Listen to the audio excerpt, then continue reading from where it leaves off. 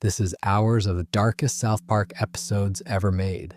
From feeding a kid his own parents in a bowl of chili, to getting the entire show banned in the most populous country on Earth, to episodes so controversial that Comedy Central pulled them from streaming after actual death threats. South Park has been on the air since August 13th, 1997. 28 seasons, 338 episodes. It was literally the first weekly television program ever rated TVMA. Trey Parker and Matt Stone started the whole thing with a crude construction paper short film, and somehow turned it into one of the most decorated, most controversial, and most enduring shows in television history. 5 Emmy Awards, a Peabody Award for Distinguished Social Commentary, an Academy Award nomination for Best Original Song from their theatrical film, and in 2025, a $1.5 billion deal to keep making episodes through at least 2030. But underneath all the fart jokes and celebrity roasts, some South Park episodes go to places so dark, so twisted, and so genuinely disturbing that they make you question how any of it made it onto basic cable. So sit back, get comfortable, and let's walk through the absolute darkest thing South Park ever called entertainment. Let's start with the episode that changed everything, the one that turned Eric Cartman from a foul-mouthed fat kid into arguably the most evil character in animation history. We're talking about Scott Tenerman Must Die, Season 5, Episode 4. It first aired on Comedy Central on July 11, 2001, and to this day, it holds the highest IMDb rating of any South Park episode at 9.6 out of 10. Rolling Stone listed the final scene as the second best South Park moment of all time, calling it the perfect combination of shocking and brilliant. Trey Parker and Matt Stone themselves chose this episode as one of their all-time favorites, and fans voted it into second place in the 2011 year of the fan promotion. And when you hear what happens in this episode, you'll understand why. The whole thing starts with Cartman bragging to Stan, Kyle, and Kenny that he's the first kid in their grade to hit puberty. He's strutting around acting all superior because he's got pubic hair. But here's the thing. He didn't grow it, he bought it. Some 9th grader named Scott Tenerman sold Cartman his own pubes for $10, and Cartman was dumb enough to think that counted. Kyle has to explain to him that you're supposed to grow your own, and that he basically just got scammed by an older kid. Cartman is embarrassed, obviously, so he goes back to Scott and asks for a refund. Scott says no, and that's where things start to escalate. Cartman tries everything to get his money back. He comes up with scheme after scheme, but Scott is smarter than him every single time. Not only does Cartman fail to recover his $10, he actually loses an additional $6.12 in the process. Scott tricks him into traveling all the way to Fort Collins for a pube fair that doesn't even exist. He humiliates Cartman repeatedly, and the whole time, Kyle keeps telling Cartman to just let it go, because Scott is clearly smarter than him. But Cartman doesn't let things go. That's not how he works. The breaking point comes when Cartman finally gets Scott to agree to give his money back, but only if Cartman does this humiliating dance where he has to oink like a pig and beg for it. Cartman swallows his pride and does the whole degrading performance. And then Scott doesn't give the money back. He takes out the $16.12, holds it up so Cartman can see it, and lights it on fire right in front of him. Burns every penny, and you can see something snap in Cartman. He looks at the burning money, and he screams this raw, primal scream of rage, and you hear thunder crack in the background. Kyle tells him it's just $16 and to get over it, but something has fundamentally changed in this kid. He's not the same bumbling schemer anymore. Now, what Cartman does next is the kind of evil that would make most horror movie villains look like amateurs. He starts planning a chili cook-off in the town square. Seems harmless enough. He also writes a letter to the band Radiohead, who happen to be Scott's favorite band, telling them about this kid in South Park who's dying of cancer in his butt and who'd love to meet them. He asks if they're free next Tuesday around 5. Then he tells his friends Stan and Kyle about part of his plan, specifically that he's training one of Farmer Denkin's ponies to bite off Scott's penis at the chili cook-off. Stan and Kyle think this whole thing is idiotic and decide to warn Scott about the pony trap. And here's the thing, Cartman expected them to do exactly that. This is where the genius of Cartman's plan starts to unfold, and honestly, it's terrifying. See, Cartman knew his friends would betray him. He counted on it. He knew that when Scott found out about the pony, Scott would want to get rid of it. But Scott wouldn't go himself because he'd be afraid of getting attacked. So Cartman predicted Scott would send his parents to Denkin's ranch to deal with the pony. And Cartman also knew something that Scott didn't. Farmer Denkins has a policy of shooting anyone who trespasses on his property. So Cartman went to Denkins ahead of time and warned him that violent pony killers had been spotted in the area. Denkins was on high alert, and when Scott's parents showed up at the ranch that night to move the pony, Denkins saw trespassers and opened fire. He killed both of Scott's parents, but Cartman wasn't done. Not even close. He arrived at the scene just in time to see Denkins giving his report to Officer Britney. And while everyone was distracted, Cartman stole both bodies. He took them home, and he spent the entire night with a hacksaw, dismembering Mr. and Mrs. Tenerman and grinding them into meat. Then he cooked that meat into a pot of chili, his own special recipe. At the chili cook-off, everything goes exactly as Cartman planned. Scott shows up feeling confident because he's got his own trick prepared. He'd gotten all his friends to collect pubic hair from kids around town and mixed it into a pot of chili that he planned to feed to Cartman in front of everyone. Scott thinks he's about to humiliate Cartman one last time. He convinces Cartman to try his chili, and Cartman plays along, eating most of a bowl. Then Scott proudly reveals his prank. "You just ate pubes, Cartman." But Cartman doesn't freak out. He smiles. And that's when the entire thing flips. Cartman calmly explains that he already knew about the pubes. He switched Scott's chili with Chef's chili when nobody was looking. Then Cartman starts laying out his plan step by step. He tells Scott about how he anticipated Stan and Kyle's betrayal, how he knew Scott would send his parents to the ranch, how Denkins shot and killed them both, how he stole the bodies and spent all night cutting them up. And then Cartman asks Scott a question that will haunt everyone who watches this episode. "Do you like your chili, Scott? I call it Mr. and Mrs. Tenerman chili." Scott freezes. He looks down at his bowl. He reaches in and pulls out a finger. His mother's finger, still wearing her diamond wedding ring. The realization hits him like a freight train. He's been eating his own parents. Scott starts vomiting and sobbing uncontrollably. His parents are dead, and he just consumed their remains in a bowl of chili at a public event. And right on cue, because Cartman scheduled everything down to the minute, Radiohead walks up. They see Scott crying and they call him a crybaby.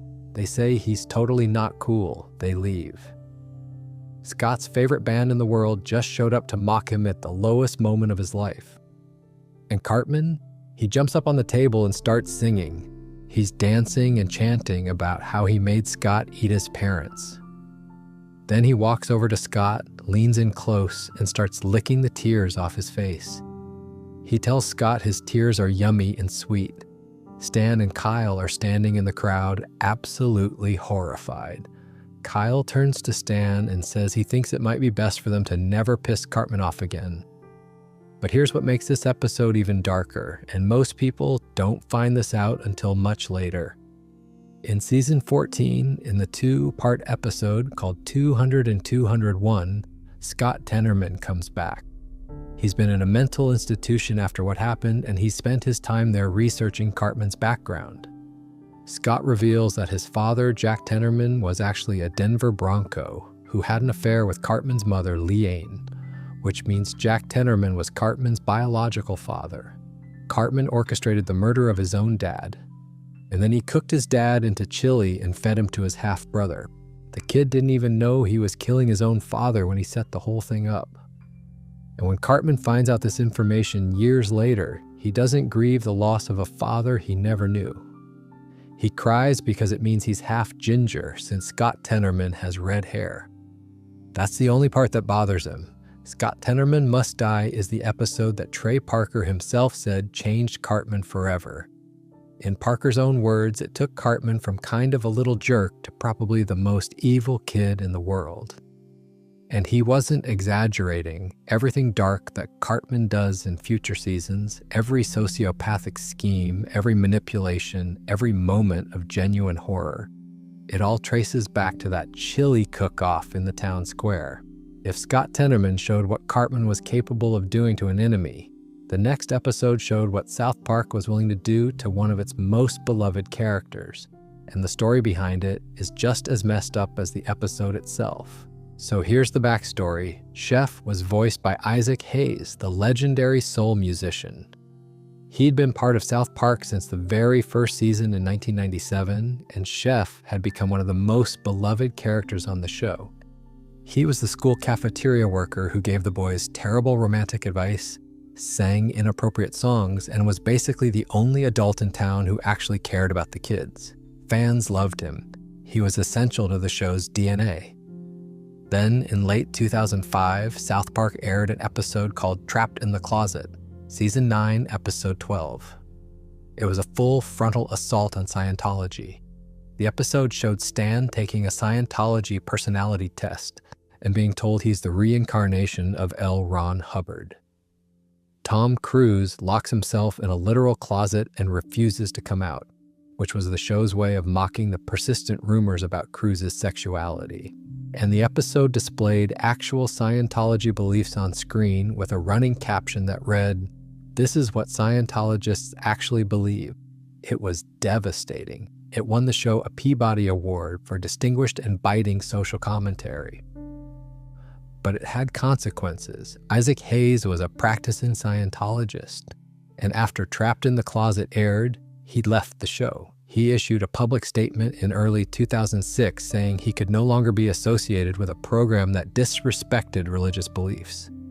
Now, there's some debate about what actually happened.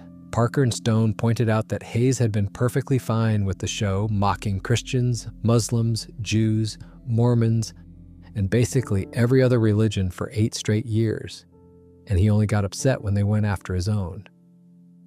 Some reports suggest that Hayes' departure may have been influenced by other Scientology members rather than being entirely his own decision. Regardless, he was gone, and Parker and Stone had to write Chef out of the show. The result was The Return of Chef, Season 10, Episode 1, which aired on March 22, 2006. And they did not handle Chef's departure gently. The episode opens with Chef returning to South Park after months away. He tells the boys he's been traveling with something called the Super Adventure Club, which is this organization of explorers who travel the globe having inappropriate encounters with children. It's a thinly veiled reference to Scientology's controversial practices, barely disguised. Chef has been completely brainwashed by this club, and he starts saying deeply disturbing things to the boys, expressing desires that no adult should ever express toward children. The boys are confused and horrified because this isn't the Chef they know. Their friend, their mentor, the guy who used to sing Chocolate Salty Balls and give them advice about girls, is now talking like a predator. They decide to confront the Super Adventure Club directly and try to deprogram Chef. The boys go to the club's headquarters and the members explain their twisted philosophy, which involves traveling to exotic locations specifically to exploit children. It's dark and deeply uncomfortable, and the show plays it completely straight without any of the usual comedic softening. The boys manage to briefly snap Chef out of his brainwashing. For just a moment, the real Chef comes through. He's confused and scared and doesn't understand how he ended up with these people. But the Super Adventure Club intervenes before the deprogramming can work, and Chef falls back under their influence. Then comes the death scene, and it's one of the most violent and disturbing character exits in animated television history. Chef is standing on a bridge when it collapses. He falls and gets impaled on a jagged rock at the bottom of the canyon. Then he's struck by lightning. Then he catches fire. Then a mountain lion appears and mauls his burning, impaled body. Then a grizzly bear shows up and tears him apart even further. It goes on, each new injury more graphic and horrible than the last. The boys are watching from above, screaming and crying as their friend is destroyed in the most brutal way imaginable. But even that's not the end. After this horrific death, the Super Adventure Club retrieves what's left of Chef's body and reanimates him as a Darth Vader parody they call Darth Chef. So he doesn't even get the dignity of a proper death. He's turned into a zombie puppet for the cult that brainwashed him. What makes this episode so incredibly dark is the context behind it. Parker and Stone were genuinely angry about Isaac Hayes leaving, and they channeled that anger directly into the script. They used spliced audio from Hayes' previous recording sessions to create Chef's dialogue throughout the episode, which gives the whole thing this eerie, uncanny quality. Chef's voice sounds familiar but wrong, like someone doing a bad impression of someone you love. It's unsettling on a level that goes beyond normal cartoon darkness. The boys' reaction at the funeral is where the episode hits hardest. Kyle gives a speech where he says they shouldn't be mad at Chef for what happened. They should be mad at the Super Adventure Club for scrambling his brains. He says Chef was their friend and they'll always remember the good times. Stan adds that they shouldn't remember how Chef was at the end, but how he was before, when he was funny and kind and always there for them.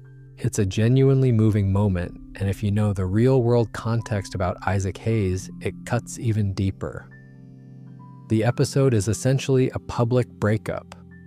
Parker and Stone used it to say goodbye to a character and a colleague they'd worked with for nearly a decade, but they did it with maximum violence and maximum commentary about what they felt had been done to their friend by the organization he belonged to. Whether you think they were justified or petty, the result is one of the most emotionally complex and genuinely unsettling episodes in the show's entire run.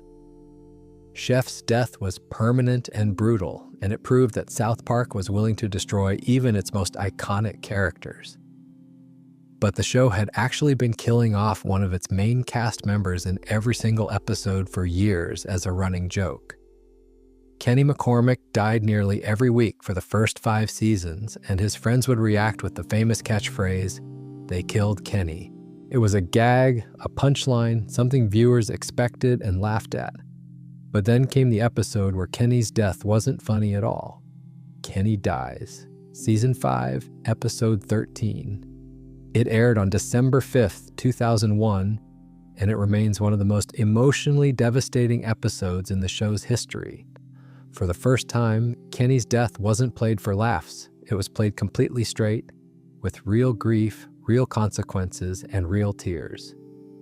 The setup is that Kenny is diagnosed with a terminal muscular disease.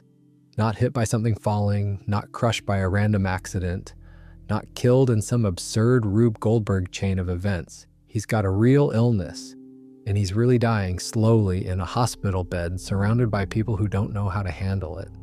This is completely different from every other Kenny death because there's no reset button, there's no joke, it's just a kid who's going to die.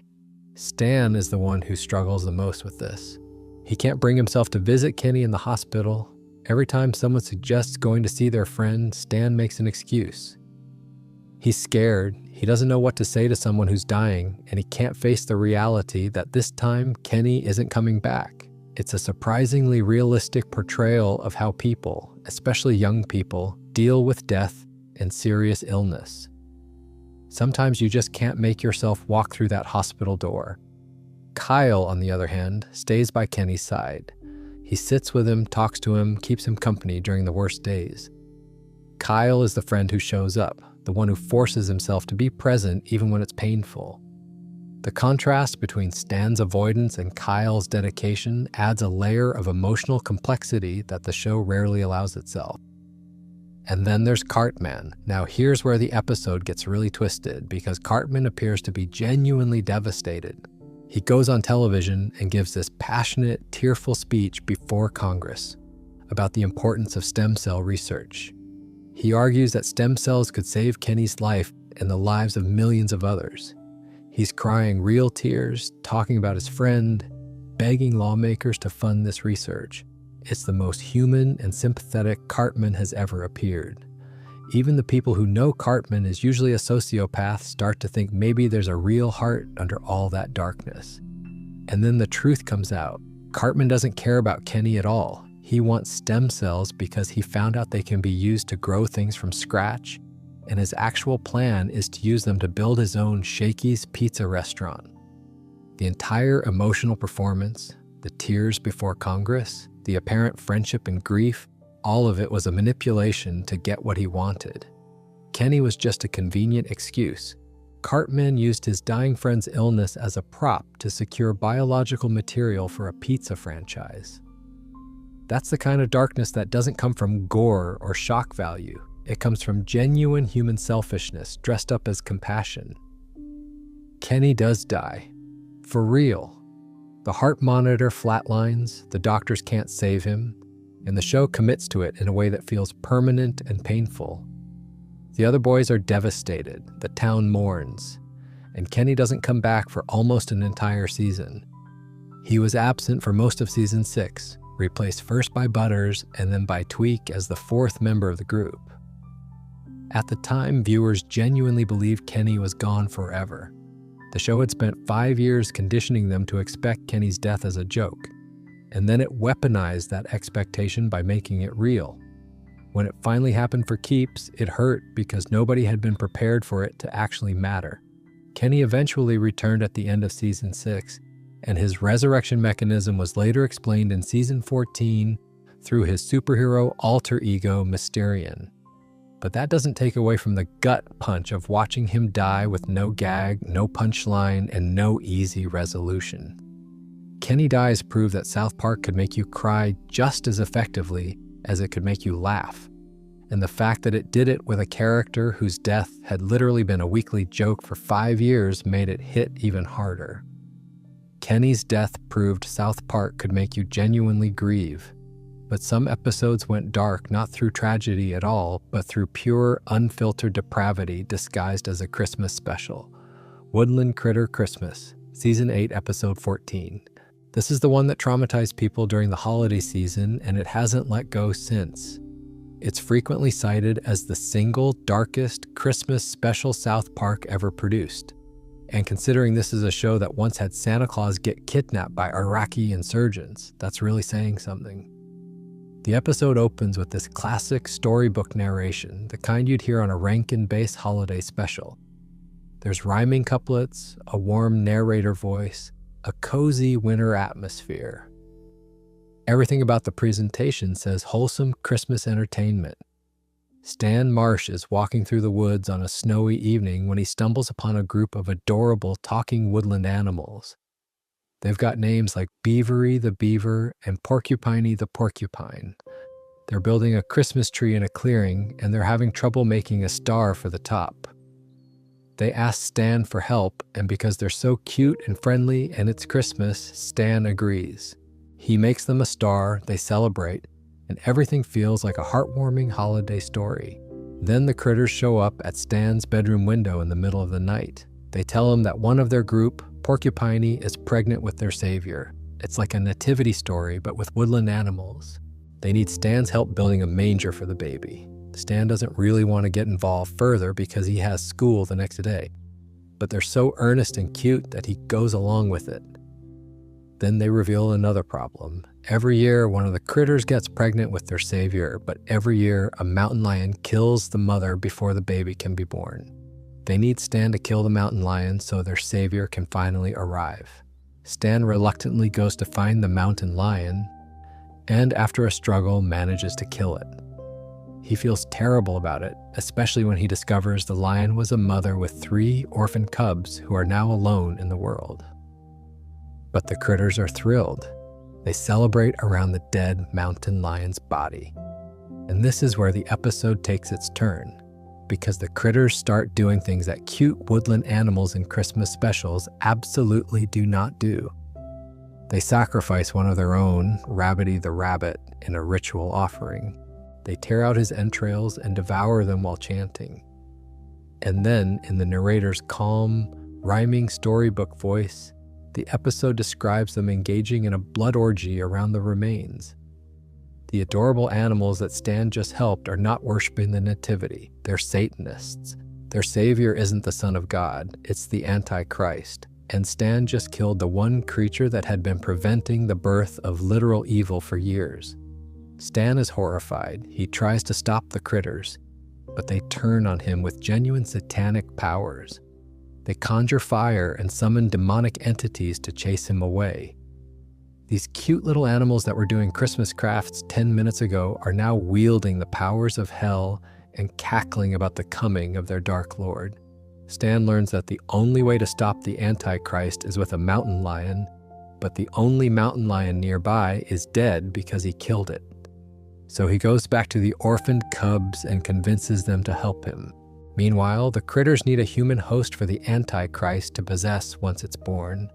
The host has to be a non-baptized non-Christian. They search the town and find the perfect candidate, Kyle Broflovsky. He's Jewish. He's never been baptized.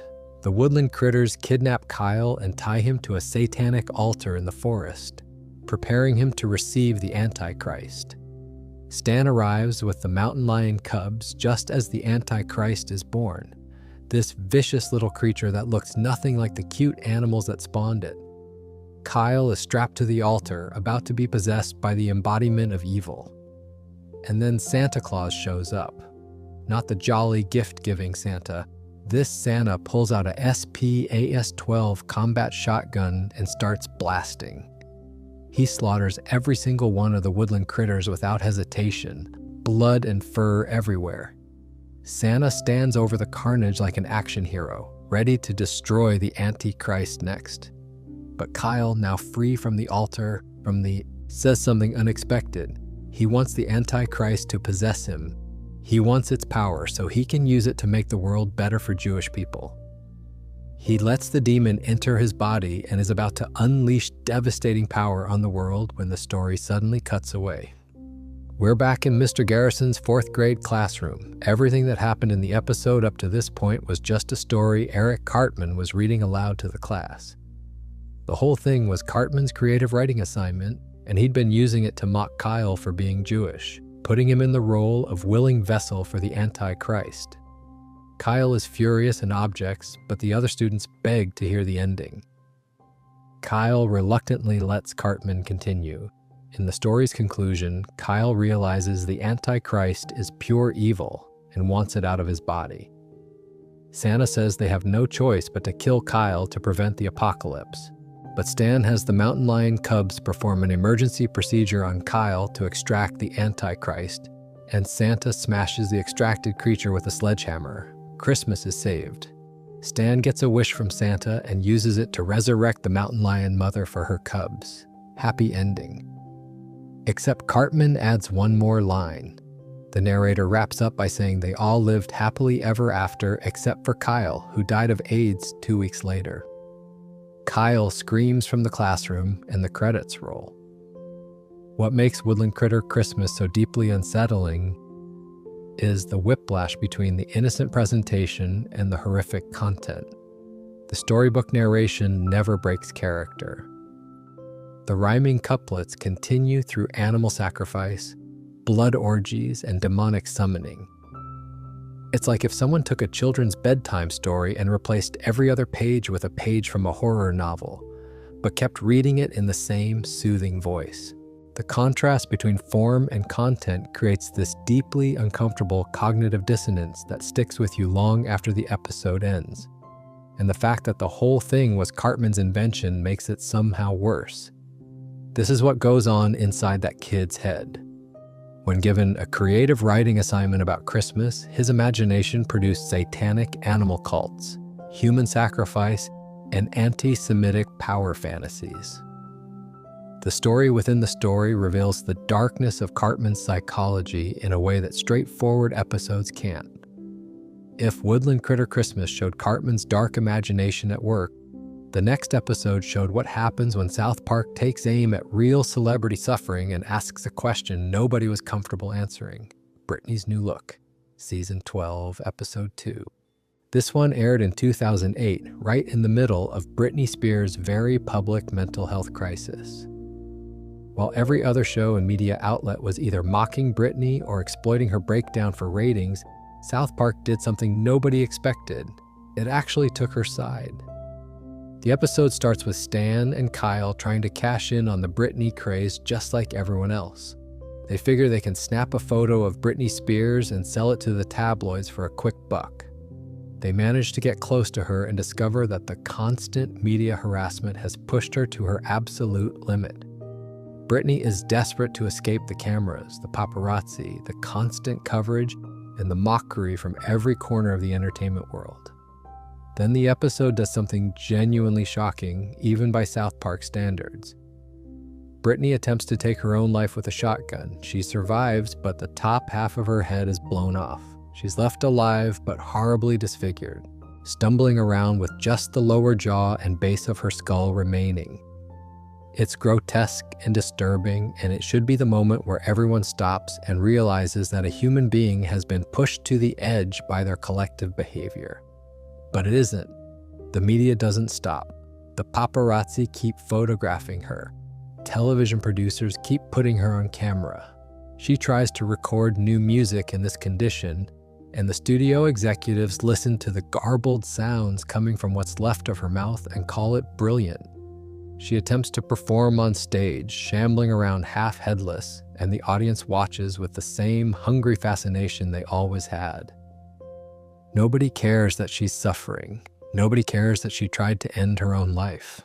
The spectacle is all that matters. Stan and Kyle are increasingly horrified by what they're witnessing. They try to help Britney escape the media circus, but every time they think they've gotten her to safety, the cameras find her again. The paparazzi are relentless, almost supernaturally so, appearing around every corner and behind every door. It starts to feel less like tabloid journalism and more like a coordinated hunt. And then comes a reveal that elevates this episode from dark social commentary to something genuinely chilling. The townspeople's obsession with destroying Britney isn't random cruelty. It's part of an ancient harvest ritual. The entire media spectacle, the constant surveillance, the systematic psychological destruction, all of it is a deliberate sacrifice. The town needs to destroy a young woman through public humiliation and suffering in order to ensure a good corn harvest. Britney Spears is being ritualistically murdered in plain sight, and everyone is participating in the killing without questioning why. When Britney finally dies from the relentless exposure, the townspeople don't mourn, they celebrate a successful harvest. And then, without missing a beat, they turn their attention to the next sacrifice. The final shot shows them targeting a young Miley Cyrus, who at the time was just a teenager on Disney Channel. The cycle is going to start all over again with a new victim. This episode aired during a period when Britney Spears was being hounded by paparazzi, losing custody of her children, shaving her head, and being placed under a conservatorship that would control her life for the next 13 years. The show was essentially saying that what the media was doing to Britney Spears wasn't just cruel. It was ritualistic. Society was consuming her, destroying her, feeding on her suffering, and calling it entertainment. And when she was used up, they'd simply find another young woman to devour. The harvest sacrifice metaphor was genuinely ahead of its time. More than a decade later, when the Free Britney movement exposed the abuses of her conservatorship, and the public started reevaluating how she'd been treated, this South Park episode looked less like satire and more like prophecy. They saw what was happening to Britney Spears in 2008 and named it for what it was: a public execution performed for the entertainment of millions. And nobody listened. Britney's new look showed how the world destroys celebrities. But some of South Park's darkest moments came not from how it treated famous people, but from how it portrayed the abuse happening inside ordinary families. Butterscotch is arguably the most tragic character in all of South Park. He started out as a background kid with no name, gradually developed through the early seasons, and was promoted to a main cast member after Kenny's death at the end of season 5. Butters is innocent, trusting, eager to please, and consistently punished for it. His parents ground him for things he didn't do. Cartman manipulates him constantly. The other kids treat him as expendable. and his grandmother once bullied him so severely that it drove him to the brink. But nothing in the show's history compares to what his own mother did to him in Butters' very own episode. Season 5, Episode 14. This is widely considered the definitive Butters episode, and for good reason. It starts off looking like a sweet family story. Butters' parents, Stephen and Linda Stotch, are celebrating their wedding anniversary, and Linda sends Butters to follow his dad to find out what anniversary present he's buying her. It's cute. Butters is excited about the surprise and happy to help. But Butters doesn't follow his dad to a jewelry store. He follows him to an adult movie theater, then to a bathhouse. Butters is too innocent to understand what he's witnessing, but the audience understands immediately. Stephen Stotch has been hiding a secret life, frequenting establishments that cater to gay men. He's been lying to his wife for their entire marriage, and now his own son has accidentally stumbled onto the truth. When Butters reports back to his mom about where Dad went, he describes what he saw in his childlike, innocent way, not understanding the implications. Linda realizes what her husband has been doing, and she doesn't handle it well. She doesn't confront Stephen. She doesn't ask for a divorce. She doesn't call a friend or a therapist. She decides that Butters knows too much, and she can't let the secret get out. So she makes a decision that crosses a line most shows would never even approach. Linda Stotch tries to kill her own son. She puts Butters in the car, drives to a lake, and pushes the car into the water with her child inside. She stands on the shore and watches the car sink with Butters trapped in it. She's actively drowning her own kid to protect her husband's secret and preserve the illusion of a normal family. This isn't a fantasy sequence or an exaggeration. It happens. She does it. She walks away from the lake, believing her son is dead. Butters survives. He escapes the sinking car and ends up on a harrowing journey across town trying to get back home. Meanwhile, his parents discover he's missing and switch into cover-up mode. They stage a public search for their supposedly missing child, giving tearful interviews on camera about their beloved boy who's disappeared. They become local celebrities of grief, drawing comparisons to real missing children cases. The show intercuts their media performance with footage of Butters struggling through dangerous situations alone, and the contrast between the parents' fake concern and their son's real peril is stomach-turning.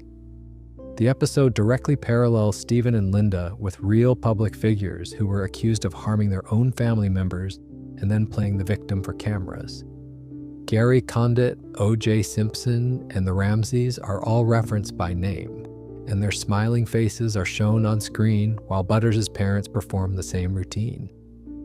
The implication is clear. These people destroyed their families and then stood in front of cameras crying crocodile tears, and Butters' parents are doing exactly the same thing. When Butters finally makes it home, he discovers the truth about everything. His dad's secret life, his mom's attempt to murder him, the whole cover-up. His parents come clean about what happened, explaining about his father's affairs and his mother's crime. And Butters, this sweet, trusting, perpetually optimistic kid, is visibly shattered. For the first time, you see something break behind his eyes. Stan, Kyle, and Cartman are watching from nearby, and they're stunned by how devastated Butters looks. Butters tries to respond with a joke, attempting to put on a brave face. Then he says that even though what happened is horrible and his faith in truth and goodness is shaken, he's sure a nice meal at Bennigan's will help him feel better. Stan asks, "Really?" And Butters quietly says, "No, I'm lying." Then he walks away to join his family for dinner. That ending is devastating because it's the moment Butters loses his innocence. He's always been the kid who believes the best about everyone, who forgives immediately, who takes his punishments without complaint. And now he knows his own mother tried to drown him, and his father has been living a double life. The lie he tells at the end, the false bravery, is his first step into understanding that sometimes people just say they're okay because the truth is too painful. Trey Parker and Matt Stone have expressed regret about certain aspects of how they handled some sensitive material in this episode. But what they created was one of the most emotionally honest portrayals of family betrayal and childhood trauma that any animated show has ever produced. Butter's very own episode isn't dark because of blood or violence. It's dark because it shows how the people you trust the most can be the ones who hurt you the worst, and how children are forced to absorb trauma that they're nowhere near equipped to process. If you're enjoying this so far, consider subscribing to our channel for more deep dives into animated television. Now let's move on to an episode that combines body horror with corporate satire in a way that probably shouldn't have been allowed on television. Human Centipad, Season 15, Episode 1. The title alone should tell you where this is going because it's a direct reference to the 2009 Dutch horror film The Human Centipede, widely considered one of the most disturbing movies ever made. South Park took that concept and somehow made it even more uncomfortable by dropping a fourth grader into it. The episode starts with a scenario that millions of people can relate to. Kyle downloads an iTunes update and, like virtually every person on the planet, clicks agree on the terms and conditions without reading a single word. It's something people do every day without thinking about it. But in this episode, that mindless click has consequences that are genuinely nightmarish. It turns out that buried deep in Apple's terms and conditions was a clause that gives them the right to do essentially whatever they want with anyone who agrees. And Apple, led by a characteristically intense Steve Jobs, decides to exercise that right. Apple agents show up, kidnap Kyle, and transport him to a secret facility where he's going to be part of Apple's newest product launch. The product is the Human Centipad. 3 kidnapped people sewn together mouth to anus in a chain with Apple products attached to them. A Japanese man is in front with an iPhone strapped to his forehead. Kyle is in the middle. A woman is at the back with an iPad powered by the trio's digestive output. They're displayed on all fours, wearing only white cloths, and Steve Jobs introduces them to a crowd of cheering Apple employees like it's the most exciting product announcement in tech history. Kyle is sewn into the middle of a human centipede, and he can't do anything about it because he agreed to the terms and conditions.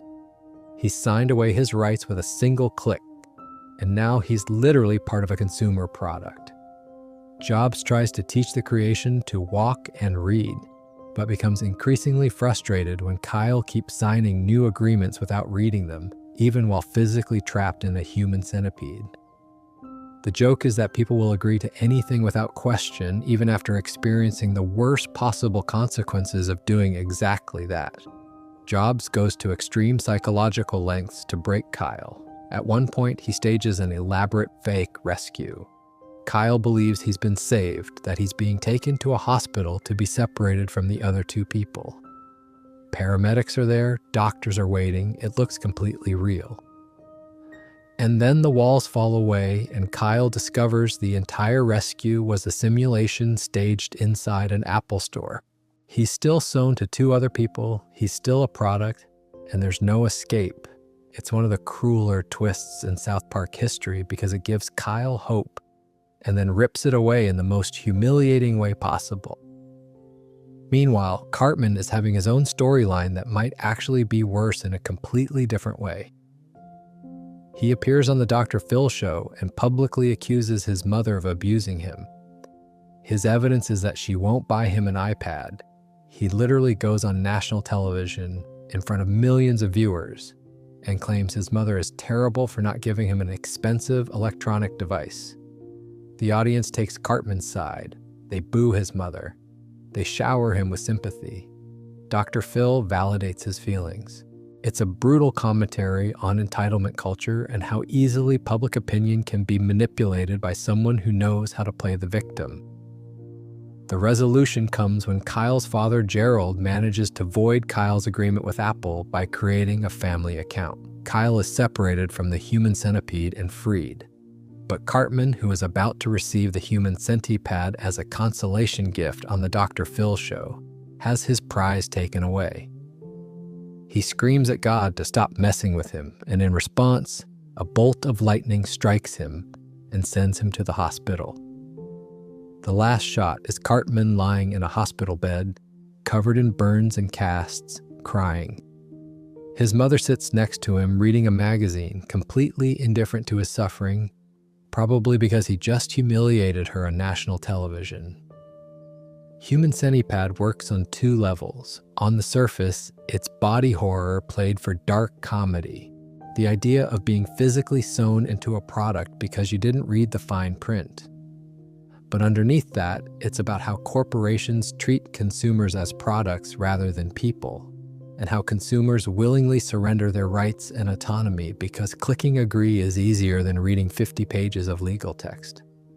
Kyle's imprisonment isn't just gross, it's a metaphor for what happens when people stop paying attention to what they're agreeing to. Human Centipad turned corporate agreements into literal body horror. But South Park saved some of its most dangerous material for episodes about religion, censorship, and death threats that spilled out of the screen and into the real world. The two-part episode 200 and 201 is where South Park's darkness stopped being fictional and started being genuinely dangerous in the real world. Season 14, episodes 5 and 6. They aired in April 2010, and what happened before, during, and after these episodes remains the most serious controversy in the show's nearly 3-decade history. The setup for 200 starts with Tom Cruise working at a fudge factory in South Park. The boys spot him literally packing fudge on an assembly line, and they innocently call him a fudge packer, not understanding the double meaning. Cruise is furious. He contacts every celebrity that South Park has ever mocked throughout its entire run and organizes a massive class action lawsuit against the town. We're talking hundreds of public figures, from Rob Reiner to Paris Hilton to the ghost of Michael Jackson, all demanding revenge for years of being ridiculed on the show. Cruise's demand is specific and bizarre. He says he'll drop the lawsuit if the town brings him the Prophet Muhammad. His reasoning is that Muhammad supposedly has a special power that prevents anyone from being ridiculed, and Cruise wants that power for himself. If nobody can make fun of Muhammad without facing violent consequences, then Cruise wants the same protection. It's the show's way of pointing out the absurdity of certain religious figures being treated as off-limits for satire, while everyone else is fair game. The celebrity mob starts growing, and things escalate fast. Mika Streisand shows up and starts destroying the town. The Ginger Separatist movement threatens to blow up South Park if they don't hand over Muhammad too. The Super Best Friends, a team of religious superheroes including Jesus, Buddha, Moses, Krishna, and Muhammad, are called in to help. Meanwhile, Cartman discovers that Scott Tenerman is back, and the plot connects directly to the events of Scott Tenerman Must Die from Season 5. Now here's where the real darkness enters. South Park had depicted Muhammad before. In the Season 5 episode Super Best Friends, Muhammad appeared on screen as a member of the superhero team. Nobody cared. It was 2001, before the Danish cartoon controversy had made depictions of Muhammad into a global flashpoint. But by 2010, the rules had changed.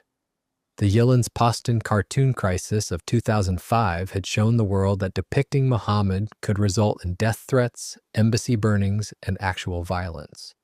Episode 200 ends on a cliffhanger. Muhammad is hidden inside a bear mascot costume. The Gingers are closing in. Mika Streisand is rampaging. And Cartman is about to learn the truth about his real father from Scott Tenerman. Then 201 aired and everything went wrong. Not in the fictional world, but in the real one. A radical Islamist organization called Revolution Muslim posted a message online that was widely interpreted as a death threat against Trey Parker and Matt Stone. It included the address of South Park Studios in Culver City, California, and referenced the murder of Dutch filmmaker Theo van Gogh, who had been killed for making a film critical of Islam. The message said Parker and Stone would probably end up like Van Gogh if they continued depicting Muhammad. The FBI launched an investigation. Security was increased around the studio. Parker and Stone started traveling with bodyguards. Comedy Central panicked. They censored 201 so heavily that the episode became nearly unwatchable. Muhammad's image was covered with a black censorship box throughout the entire episode. Kyle's final speech about intimidation, which was supposed to be the moral of the whole two-parter, was completely bleeped out. Not partially bleeped, entirely bleeped. Every word of what was supposed to be the episode's message about standing up to threats was replaced with a continuous bleep tone. The audience never heard what Kyle said. Both episodes were pulled from streaming platforms. They've never been made available on the official South Park Studios website, on Paramount Plus, or on any major streaming service. They're essentially lost episodes available only through piracy or if you happen to record the original broadcast. And they weren't the only casualties. Comedy Central also pulled Super Best Friends from Season 5 and Cartoon Wars Part 1 and Part 2 from Season 10, bringing the total number of banned South Park episodes to 5. All 5 share the same issue. They depict or discuss depicting the Prophet Muhammad. But the plot of 201 itself is incredibly dark even without the censorship controversy. Scott Tenerman reveals to Cartman that his own father was Jack Tenerman, Scott's father. This means that Cartman, in the events of Scott Tenerman Must Die, had unknowingly orchestrated the murder of his biological father and then ground him into chili and fed him to his half-brother. The revelation that Cartman is a patricide, that he killed and cooked his own dad, adds a retroactive layer of horror to what was already one of the darkest episodes in television history. Pip, a minor character who had been on the show since Season 1, is killed permanently during Make Us Streisand's rampage. What makes 200 and 201 the darkest South Park episodes in a way that transcends the show itself is that the threats were real. This wasn't a fictional controversy or a manufactured outrage cycle. People genuinely threatened to kill Parker and Stone over a cartoon. Comedy Central genuinely censored its own content out of fear for the safety of its employees. And the episodes remain genuinely unavailable to this day, more than 15 years later. South Park has mocked every religion, every political figure, every sacred cow in American culture. But these are the episodes where the darkness on screen collided with darkness in the real world, and the real world proved to be more disturbing than anything the show could invent. Speaking of episodes that combine comedy with genuinely disturbing subject matter, the next one on our list tackles something that was ruining the lives of real kids across America, while most adults were pretending it didn't exist. Cartman Sucks, Season 11, Episode 2. This episode starts with one of Cartman's typically revolting pranks and ends with a devastating portrait of what conversion therapy does to vulnerable children. The tonal shift is so jarring and so effective that it remains one of the show's most pointed social commentaries. The setup is crude even by South Park standards. Cartman has been sneaking into Butters' room while Butters is asleep and taking compromising photographs of himself with Butters. Cartman's goal is to have photos that make Butters look gay so he can humiliate him at school. The problem is that Cartman doesn't understand what the photos actually depict. In every single one, it's Cartman who's in the compromising position, not Butters. Kyle points this out, and Cartman realizes with horror that the photos make him look gay, not his victim. Kyle, seeing an opportunity to mess with Cartman for once, convinces him that the only way to cancel out the gay polarity of the photos is to get Butters to reciprocate the act. Cartman tries to set this up, and Butters' father, Steven, walks in at exactly the wrong moment. Steven doesn't listen to any explanations. He doesn't ask questions. He immediately concludes that Butters has homosexual urges and sends him to a Christian conversion therapy camp called Accountability Buddies. And this is where the episode transforms from crude comedy into something genuinely painful. The conversion therapy camp is filled with kids, mostly boys, who have been sent there by parents who discovered or suspected homosexual feelings in their children. The counselors at the camp have one message that they repeat over and over and over. You're not gay. You're just confused. Every time a child expresses distress, every time they cry or panic or have a breakdown, the counselors respond with the same robotic reassurance. You're just confused. There's a boy at the camp named Bradley who is clearly struggling. He has genuine feelings that he doesn't understand and can't control. and the conversion therapy isn't helping him. It's making everything worse. The constant messaging that his feelings are wrong and that he's confused and that he needs to change is destroying him from the inside out. Bradley becomes increasingly despondent as the episode progresses, and his desperation builds toward a crisis that the counselors are completely unequipped to handle because their only tool is telling kids they're confused. Bradley reaches a breaking point. The conversion therapy has convinced him that his feelings make him fundamentally broken, that there's something wrong with him that needs to be fixed, and that if the therapy isn't working, it must be because he's failing rather than because the therapy is harmful. He considers taking drastic action, and the episode treats this moment with genuine weight and seriousness. There are no jokes, there's no cutaway gag. It's just a kid standing on a ledge because adults told him his feelings made him wrong. Butters, who was never actually gay and was sent to the camp for no reason, ends up being the voice of sanity. He tells Bradley and the others that they're fine the way they are and that the counselors are the confused ones, not the kids. It's a small moment of triumph, but it doesn't erase the damage that's already been done to the children at the camp. What makes Cartman Sucks so dark is the conversion therapy subplot's unflinching realism. In 2007, when this episode aired, conversion therapy was still legal in every state in the United States. Organizations were actively taking money from parents to psychologically torment their children into suppressing their identities. Kids were being told that fundamental parts of who they were made them defective, and many of those kids suffered lasting psychological damage, with elevated rates of depression, anxiety, and suicide directly linked to exposure to conversion therapy programs. South Park didn't just make fun of conversion therapy. It showed what it does to actual children, and it did so with a level of empathy and seriousness that the show rarely displays. The "You're just confused" line became iconic because it captured the absolute emptiness of the conversion therapy response. This mindless mantra that caused real harm to real kids for decades. Cartman Sucks tackled the damage of forcing kids to suppress who they are. But South Park's willingness to go after powerful institutions didn't stop at religious camps. The next episode went after the NCAA crack addiction and the exploitation of the most vulnerable people in America. Crack Baby Athletic Association, Season 15, Episode 5. This is the episode where South Park took a look at how America treats its most vulnerable populations, drew a direct line between that exploitation and college athletics, and dared the audience to explain the difference. The premise is simple and horrifying. Cartman discovers babies who were born addicted to crack cocaine, infants in hospital wards going through withdrawal, shaking and crying in their cribs. And instead of feeling compassion or horror, Cartman sees a business opportunity. He realizes that these babies will do anything for crack. They'll fight for it. They'll chase it. They'll put on a show.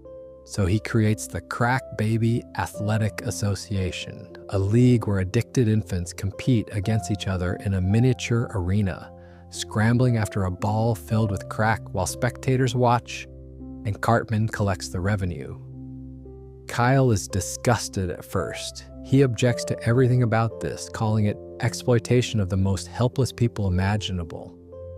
But Cartman asks Kyle a question that the episode never really lets go of. How is what he's doing any different from what the NCAA does? College athletes generate billions of dollars for their schools and don't get paid. They perform for the entertainment of millions, generate massive television contracts and merchandise deals, and receive nothing beyond a scholarship that comes with strict conditions. Cartman argues that his crack babies and college athletes are in the same position. They both perform for an audience, generate revenue for their handlers, and receive none of the profits. Then the episode cranks the satire to its maximum setting. Cartman, dressed like Leonardo DiCaprio's character from Django Unchained, actually visits the University of Colorado's athletic department and asks the administrators how they get away with not paying their players. He refers to the athletes as slaves and offers to buy them. The administrators don't reject the comparison, they recognize a kindred spirit.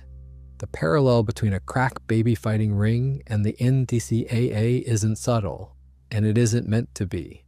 Kyle eventually joins Cartman's operation, and that's one of the darkest elements of the episode. Kyle, who is usually the moral compass of the show, who usually stands up against Cartman's schemes, gets pulled in. The money is too good, the justification is too easy. If the NCAA can do it, why can't they? Kyle's corruption mirrors how ordinary people rationalize exploitation every day. We watch college football on Saturday, we buy the jerseys, we fill the stadiums, and we don't think about the labor system that makes it all possible. Kyle does the same thing with crack babies. The episode drew mixed reviews because some critics felt it didn't dig deep enough into the NCAA angle, but the core premise remains one of the darkest things the show ever proposed. The idea that American society already operates multiple systems where vulnerable people perform for the profit of wealthy organizations, and the only difference between those systems and a crack baby fighting ring is the degree of social acceptability, is genuinely uncomfortable to sit with.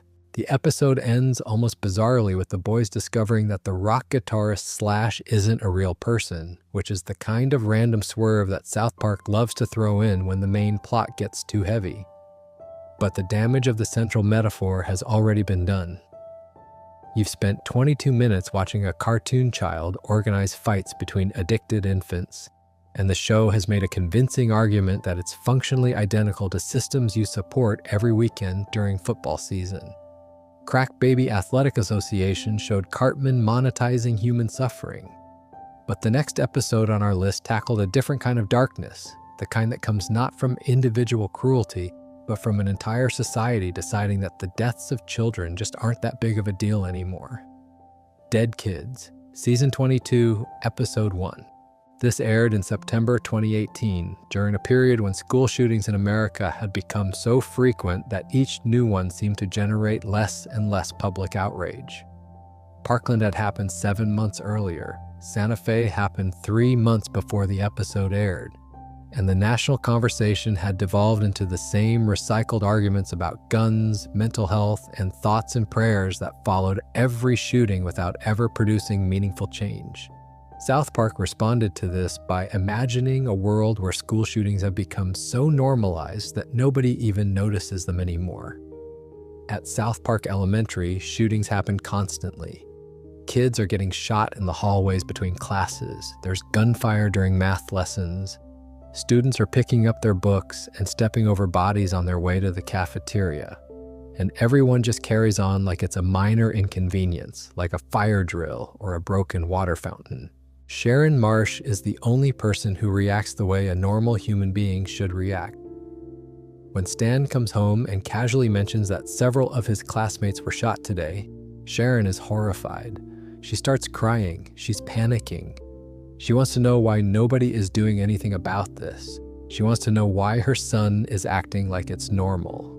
She wants to know why the school is still open and why parents are still sending their kids there. She is having the completely rational response to children being murdered at their desks. And everyone tells her she's overreacting. Randy, her husband, chalks it up to hormones. He suggests she might be going through menopause. The school administrators treat the shootings as a logistics problem, installing metal detectors and adding bullet-resistant glass to classroom windows, but never questioning whether the fundamental situation is acceptable. Stan and his friends shrug it off because it's all they've ever known. In this version of a South Park, school shootings are background noise. The genius and the horror of this episode is that South Park barely had to exaggerate. By 2018, the American public had already demonstrated a remarkable capacity for moving on from school shootings. The news cycle would spike for a few days, politicians would offer condolences, debates would rage on social media, and then everyone would go back to their lives until the next one happened. Dead Kids took that pattern and pushed it to its logical conclusion. If each shooting produces less outrage than the last, eventually the outrage reaches zero, and the shootings become invisible. Sharon's storyline throughout the episode is genuinely heartbreaking because she's right about everything and nobody will listen to her. She's screaming into a void. The people around her, people she loves, people who should care about the safety of their children, have completely surrendered to the new normal. Her frustration isn't played for laughs, it's played for maximum discomfort because the audience watching at home knows that Sharon's reaction is the sane one, and everyone else's complacency is the insanity. The episode doesn't offer solutions, it doesn't endorse a political position on gun control. It doesn't tell you who to vote for or what policy to support.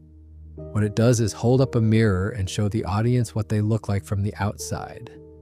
And the reflection is damning. A society that can watch its children be killed at school and respond with a collective shrug has something fundamentally broken inside it.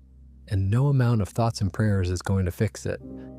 Dead Kids showed how America became numb to the murder of children.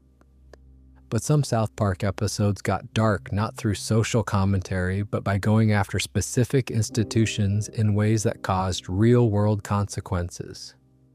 Trapped in the Closet, Season 9, Episode 12. This is the episode that cost South Park one of its most beloved cast members, nearly triggered a lawsuit from one of the biggest movie stars in the world, and won the show a Peabody Award all at the same time. It's the Scientology episode, and it went further than anyone thought possible. Stan takes a personality test at a Scientology center just out of curiosity. He scores so high that the Scientologists are stunned. They bring in their leadership and eventually declare that Stan is the reincarnation of L. Ron Hubbard, the founder of Scientology. The church members start worshiping Stan, throwing money at him, and treating him like a living god. Meanwhile, Tom Cruise shows up to meet Stan because Cruise is a devout Scientologist. Stan tells Cruise that his acting is okay, but not as good as some other actors. And Cruise is so devastated by this lukewarm review that he locks himself in Stan's closet and refuses to come out. The closet gag is the episode's central running joke. Various people come to Stan's house and try to talk Cruise out of the closet. R. Kelly shows up and starts singing about it. John Travolta goes in to convince Cruise to come out and ends up staying in the closet himself. The double meaning is obvious and intentional, and the episode never once breaks from the literal interpretation. Tom Cruise is literally in a closet. Everyone is telling him to come out of the closet. He won't come out of the closet. That's the joke, and it runs for the entire episode. But the real devastation comes from how the episode handles Scientology's actual beliefs. In the middle of the episode, South Park presents Scientology's creation myth on screen. The story involves an alien dictator named Xenu who brought billions of beings to Earth 75 million years ago, stacked them around volcanoes, and killed them with hydrogen bombs. The souls of these beings are called Thetans, and they supposedly attach themselves to living humans and cause spiritual harm. While this story is being told, a caption on screen reads, "This is what Scientologists actually believe."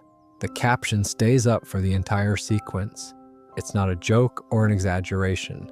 It's a direct presentation of the church's own theology, sourced from documents that Scientology typically charges members thousands of dollars to access. South Park gave it away for free in 22 minutes. The fallout was immediate and intense. Tom Cruise reportedly pressured Paramount, the parent company of Comedy Central, to pull a scheduled rerun of the episode.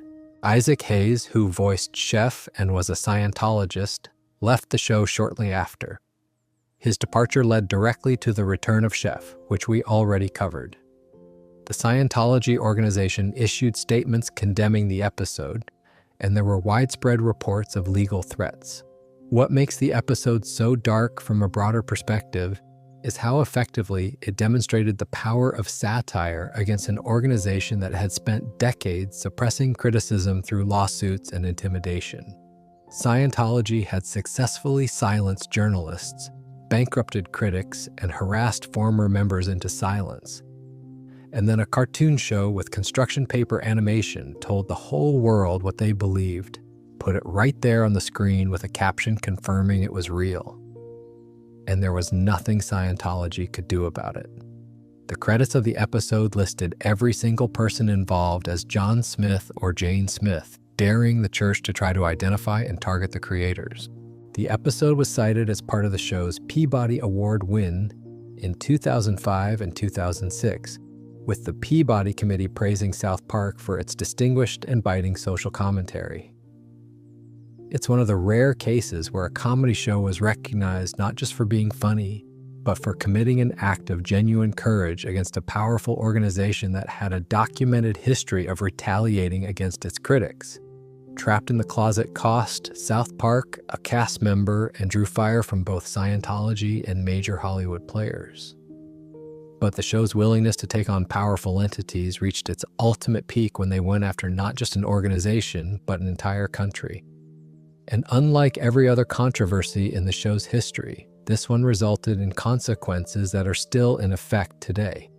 Banned in China, Season 23, Episode 2. This aired in October 2019, and within days, the entire South Park franchise was erased from the most populous nation on Earth. The episode has two intertwined plots. In the first, Randy Marsh tries to expand his Tegrity Farms marijuana business into the Chinese market. He travels to China and immediately runs afoul of the government's censorship apparatus. He ends up in a labor camp where he encounters Winnie the Pooh, who in the real world had been banned in China because internet users had been using the cartoon bear as a mocking comparison to President Xi Jinping. In the show, Pooh is an actual prisoner, locked in a Chinese gulag for the crime of looking too much like the country's leader. In the second plot, the boys form a heavy metal band and get a deal for a biopic about their rise to fame. But the production company is trying to secure distribution in China, which means the entire film has to conform to Chinese censorship standards. The boys are told to remove anything that might offend the Chinese government. References to homosexuality are cut, mentions of democracy are removed, or depictions of death are softened. The band's entire creative vision is gutted to satisfy the demands of a foreign government that their audience will never even see. The episode's real target isn't China itself, it's Hollywood, the NBA, tech companies, and every Western corporation that willingly censors its own content to maintain access to the Chinese market.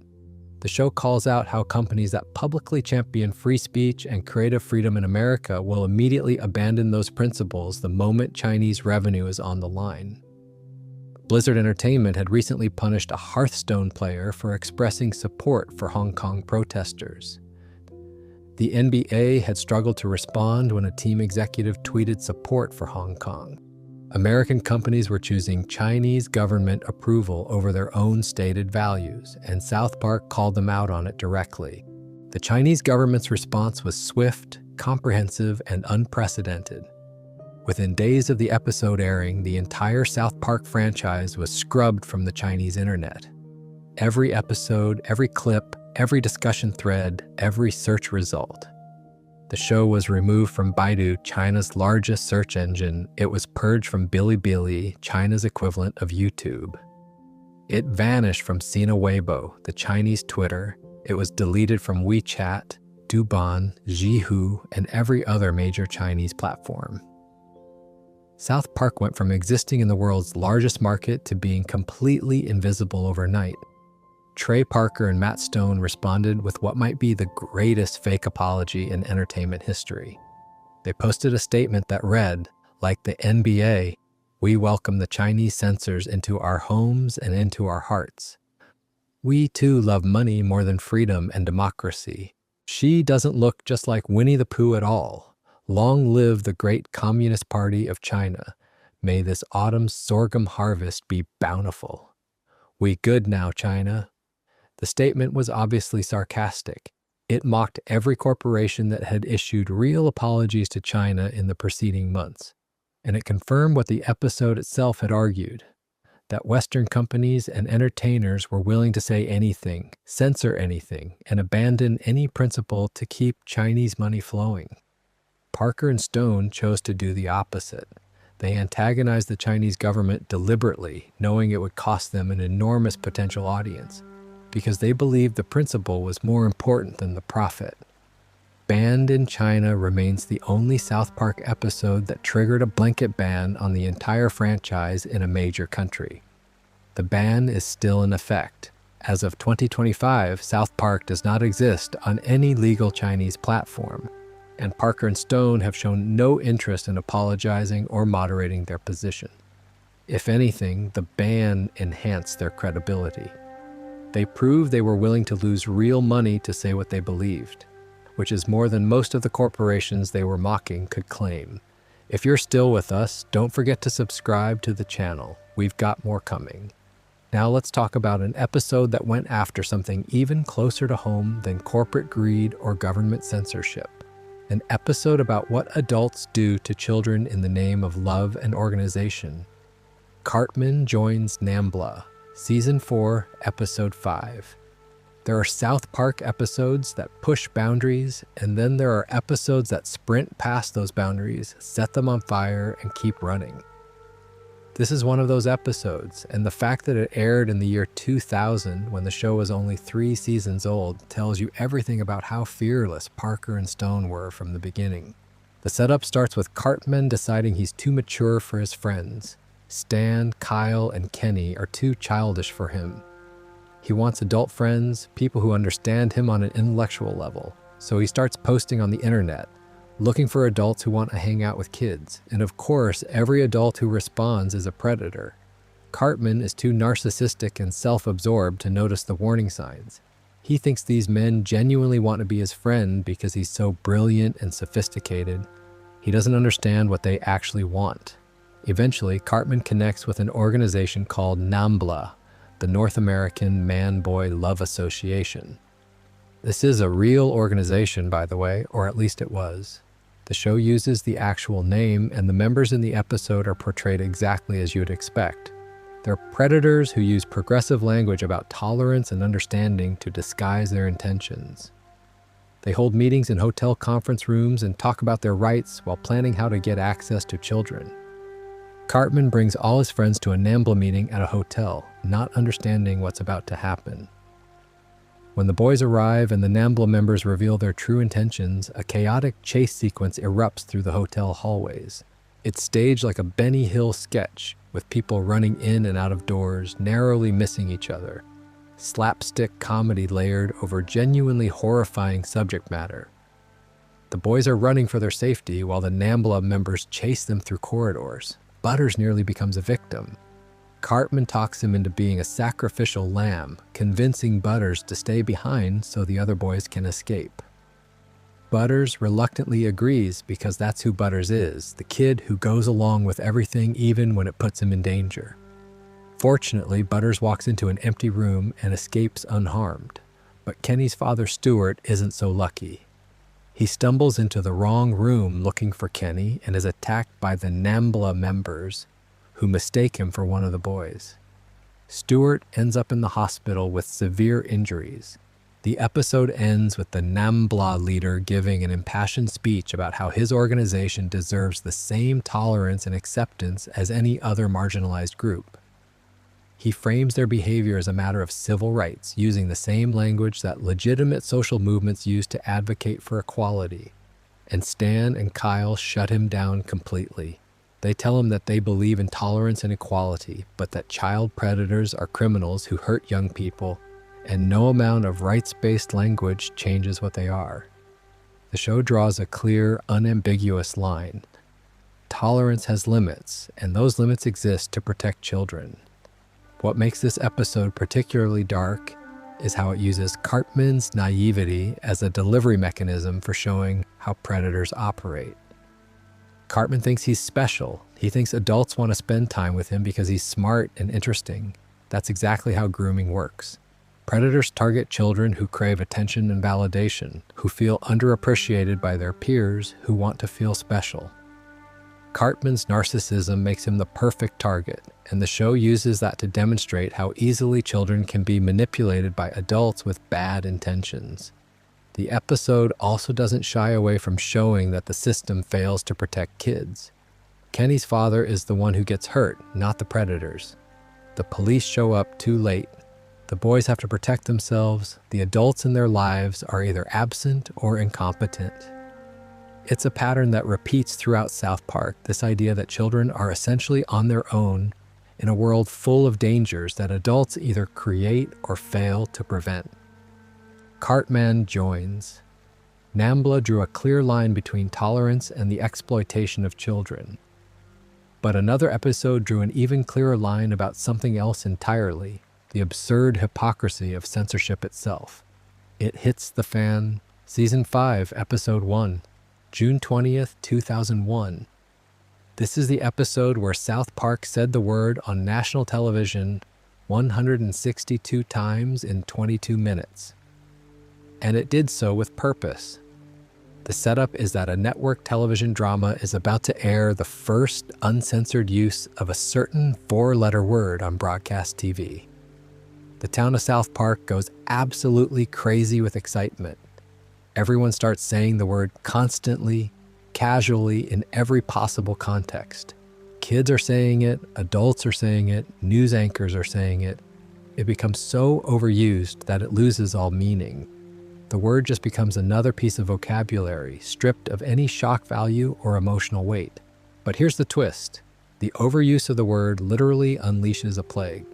A group of medieval knights warns the town that certain words have actual power, and saying them too many times can release dark forces. The more people say the word, the sicker everyone gets. A world-ending dragon is summoned. People start dying. The whole town is in danger because they couldn't stop saying a word that had been forbidden.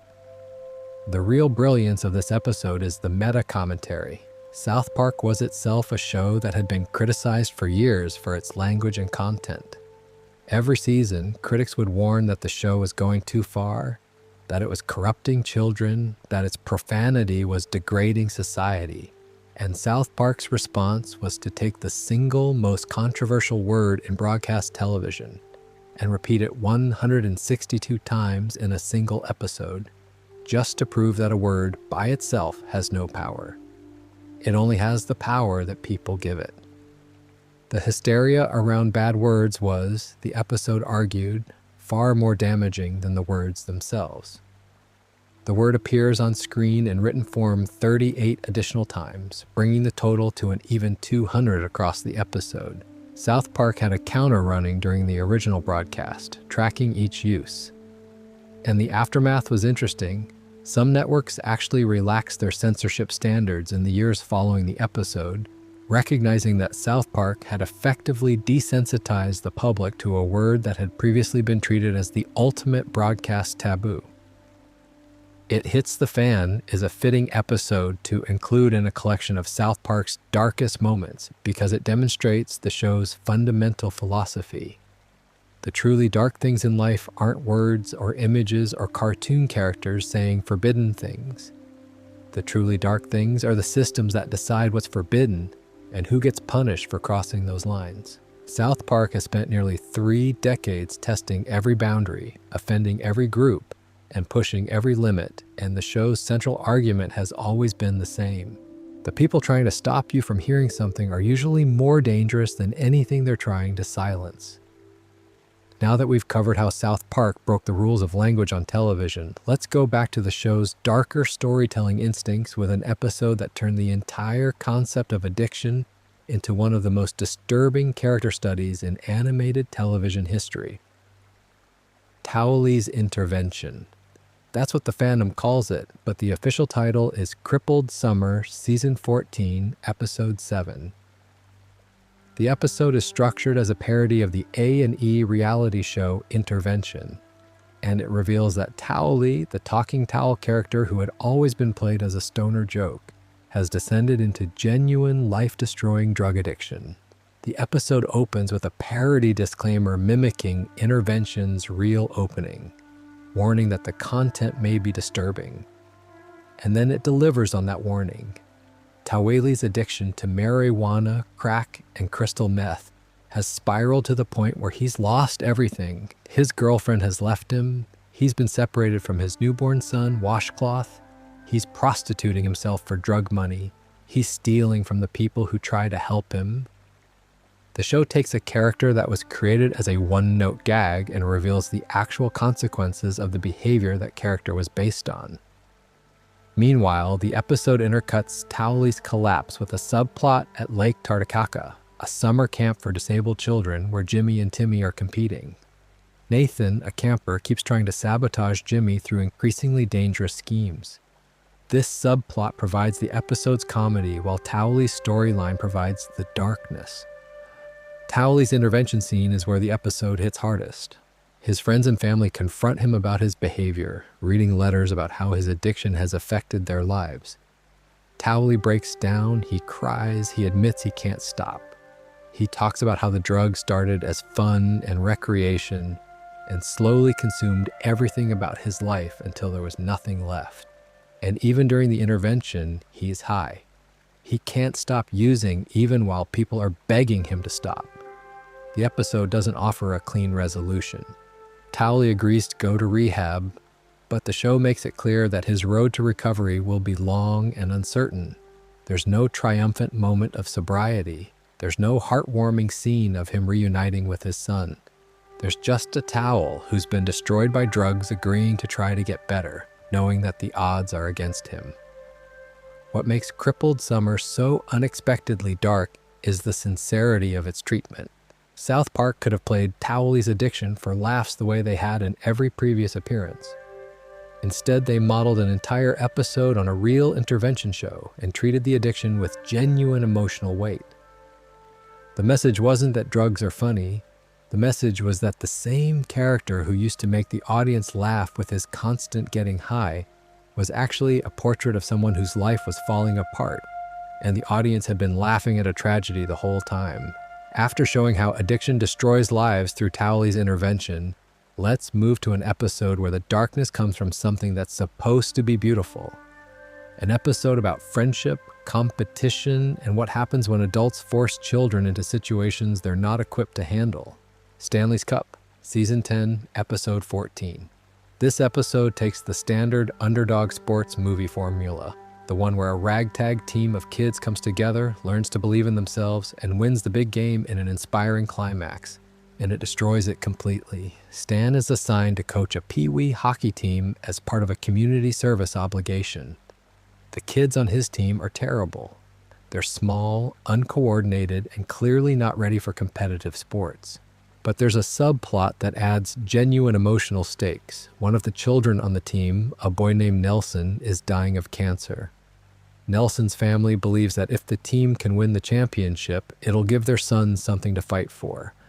The idea that a dying child is counting on these kids to win becomes the emotional engine of the episode. Everything builds toward the championship game. The show uses every sports movie cliche you can think of. Training montages, motivational speeches, the kids bonding as a team, last-minute plays. The audience is conditioned by decades of movies like The Mighty Ducks and Rudy and Remember the Titans to expect the inspirational ending. The scrappy underdogs are going to win. The dying kid is going to see his team triumph. Everyone will cry happy tears. And then the opposing team shows up. It's not another Pee-wee team. It's the Detroit Red Wings, the actual professional NHL team. Full-grown adult men, professional athletes in peak physical condition against a team of small children. The game begins and the Red Wings don't hold back. They check the kids into the boards. They fire slap shots at Pee-wee goalies. They physically dominate children who can barely skate in a display of one-sided violence that goes on and on and on. Stan's team gets absolutely destroyed. There's no miracle comeback. There's no last-second goal. There's no coach's speech that turns things around. The kids are beaten, bruised, and defeated. The Red Wings celebrate their victory to the tune of "We Are the Champions," while Stan's players lie scattered across the ice. And Nelson, the boy with cancer, doesn't get his miracle. The episode cuts to the hospital and confirms that Nelson has died. Stanley's Cup is dark because it refuses to deliver what the audience expects. Every narrative instinct, every storytelling convention, every emotional cue in the episode tells you the inspirational ending is coming. And then it doesn't come. The dying kid dies, the underdog team loses.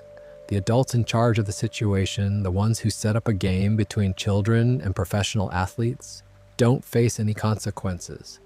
It's the anti-sports movie. a deliberate destruction of the feel-good formula that exists specifically to remind you that real life doesn't follow movie scripts. Sometimes kids lose.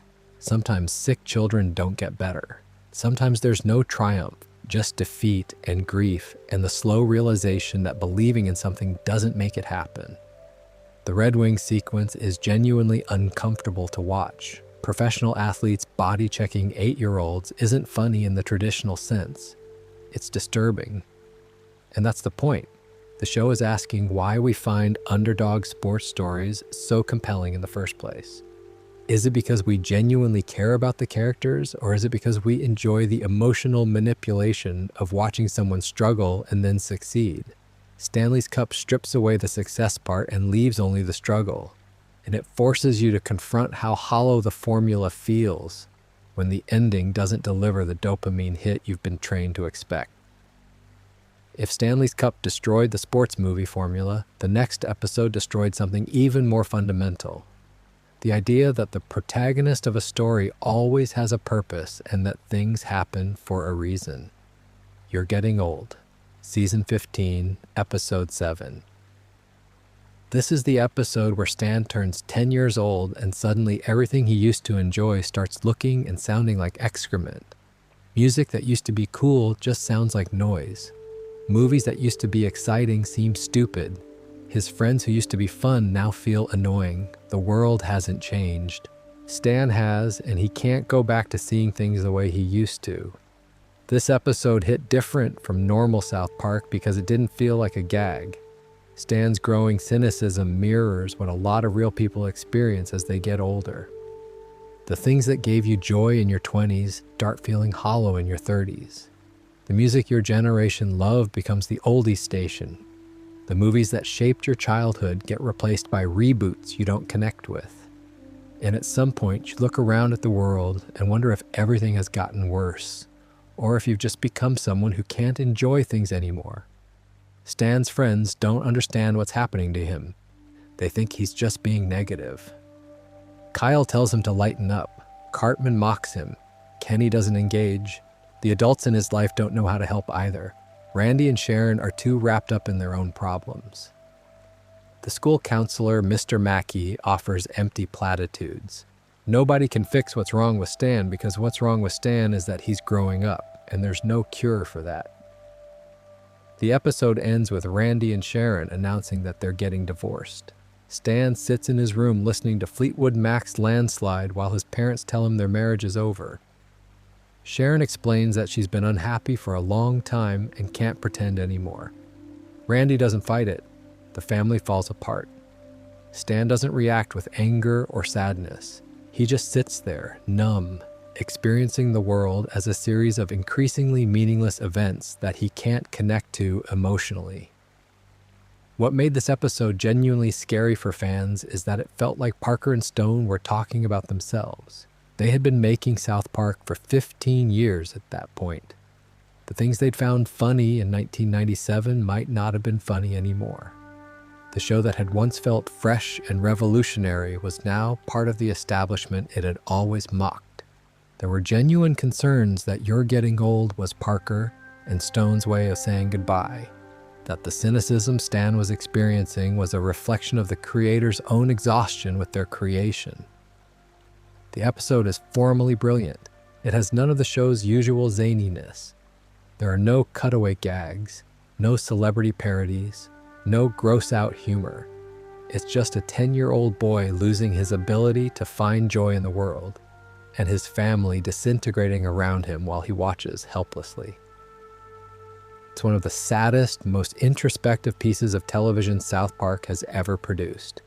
And it took a show known for fart jokes and put it in direct conversation with the same existential questions that serious dramatic television grapples with. You're Getting Old tackled the quiet horror of growing up and losing your ability to enjoy life. But let's shift from existential dread back to the kind of darkness that South Park is best known for. The kind that comes from watching people do absolutely horrifying things to each other in the name of progress, profit, or plain old human cruelty. The China Pro-blem, Season 12, Episode 8. This is the episode that South Park fans still argue about to this day. the one where Cartman becomes convinced that China is planning to invade the United States in the lead up to the Beijing Olympics, and where the boys discover that Steven Spielberg and George Lucas have done something unspeakable to Indiana Jones. Cartman's paranoia about China leads him to recruit Butters for an infiltration mission at a P.F. Chang's restaurant, which Cartman believes is a front for Chinese intelligence operations. This subplot is standard Cartman xenophobia played for uncomfortable laughs, but it's the B-plot that made this episode genuinely controversial. Stan, Kyle, and Kenny go to see the latest Indiana Jones movie, which at the time was Kingdom of the Crystal Skull. They come out of the theater traumatized, and the show depicts their trauma by repeatedly showing Spielberg and Lucas physically assaulting Indiana Jones. The assaults are graphic and deeply uncomfortable. They're modeled after specific real-world crimes, which makes the metaphor even more disturbing. The show is making the argument that what Spielberg and Lucas did to the Indiana Jones franchise through Crystal Skull was a creative violation, and they chose to represent that violation in the most extreme visual language possible. The episode generated massive controversy.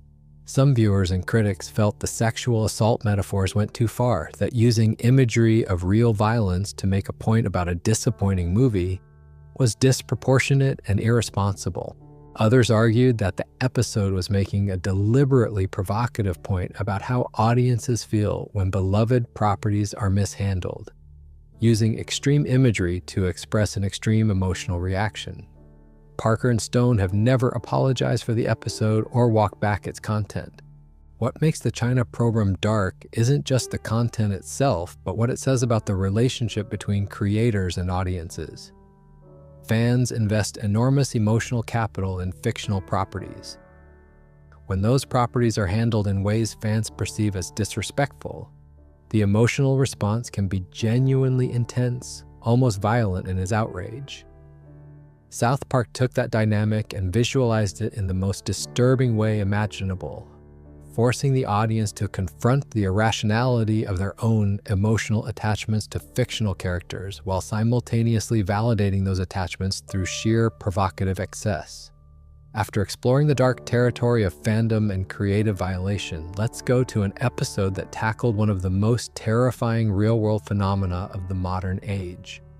An episode about surveillance, government overreach, and the horrifying realization that everything you do online is being watched. Let Go, Let Gov. Season 17, Episode 1. This episode aired in September 2013, just a few months after Edward Snowden leaked classified documents revealing the extent of the NSA's domestic surveillance program. The timing was perfect, and South Park's response was characteristically savage. Cartman becomes convinced that the NSA is listening to everything. Phones, computers, tablets, every digital communication is being monitored by the government. He's paranoid and terrified. And then the episode reveals that he's absolutely right. The NSA is watching everything. They know what everyone in South Park is doing, saying, and thinking at all times. The surveillance is total and inescapable. But here's the twist that makes this episode genuinely unsettling. Cartman doesn't respond to the surveillance with resistance or outrage. He starts treating the NSA like God. He prays to the NSA. He confesses his sins to them. He builds an altar. He genuinely worships the all-seeing, all-knowing surveillance state because it's the closest thing to an omniscient deity that he's ever encountered. If someone is always watching you, always listening to you, and knows everything you've ever done, that's functionally indistinguishable from a god. Cartman takes that logic to its absurd but internally consistent conclusion. Meanwhile, the DMV has been secretly collecting personal data on everyone and using it for reasons that are never fully explained. The government bureaucracy that people interact with every day, the boring, mundane offices where you renew your driver's license and fill out paperwork, has been quietly building a surveillance apparatus that rivals anything the NSA has. The darkness of this subplot isn't in the surveillance itself. It's in how ordinary and boring the surveillance infrastructure looks from the outside.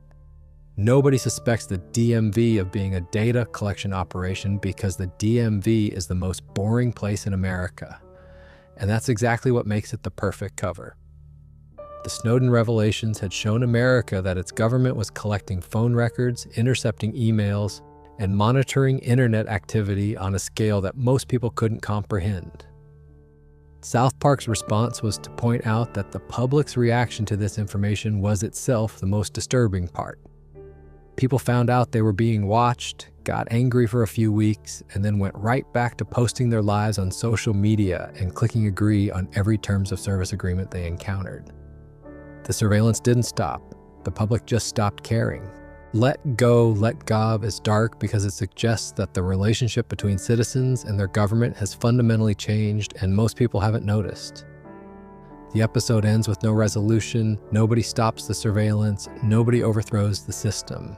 Cartman keeps worshiping the NSA. The DMV keeps collecting data. And everyone goes about their lives as if nothing has changed because in practical terms, nothing has. The government was watching before Snowden, it was watching during Snowden, and it's watching after Snowden. The only thing that changed is that now everyone knows, and knowing hasn't made any difference at all. Now, for our final episode in this marathon of darkness, let's go back to where it all started. Let's talk about the very first episode of South Park. The one that set the tone for everything that came after, and the one that proved from day one that this show was going to be unlike anything television had ever seen. Cartman gets an anal probe. Season 1, Episode 1. August 13th, 1997. The very first episode of South Park ever broadcast, and looking back, it's remarkable how much of the show's DNA was already in place from the opening minutes. The pilot starts with the boys waiting at their bus stop on a cold Colorado morning. Cartman tells the others about a dream he had where he was abducted by aliens and subjected to a rectal examination. Kyle and Stan dismiss it as a dream, but Cartman keeps having strange symptoms. He can't stop farting fire. His behavior is erratic. And then aliens actually show up and abduct Kyle's little brother Ike, launching the boys on a rescue mission that involves flaming flatulence, cattle mutilations, an 80-foot satellite dish emerging from Cartman's rear end, and Chef singing songs about making love by a fire. For 1997, this was absolutely wild television.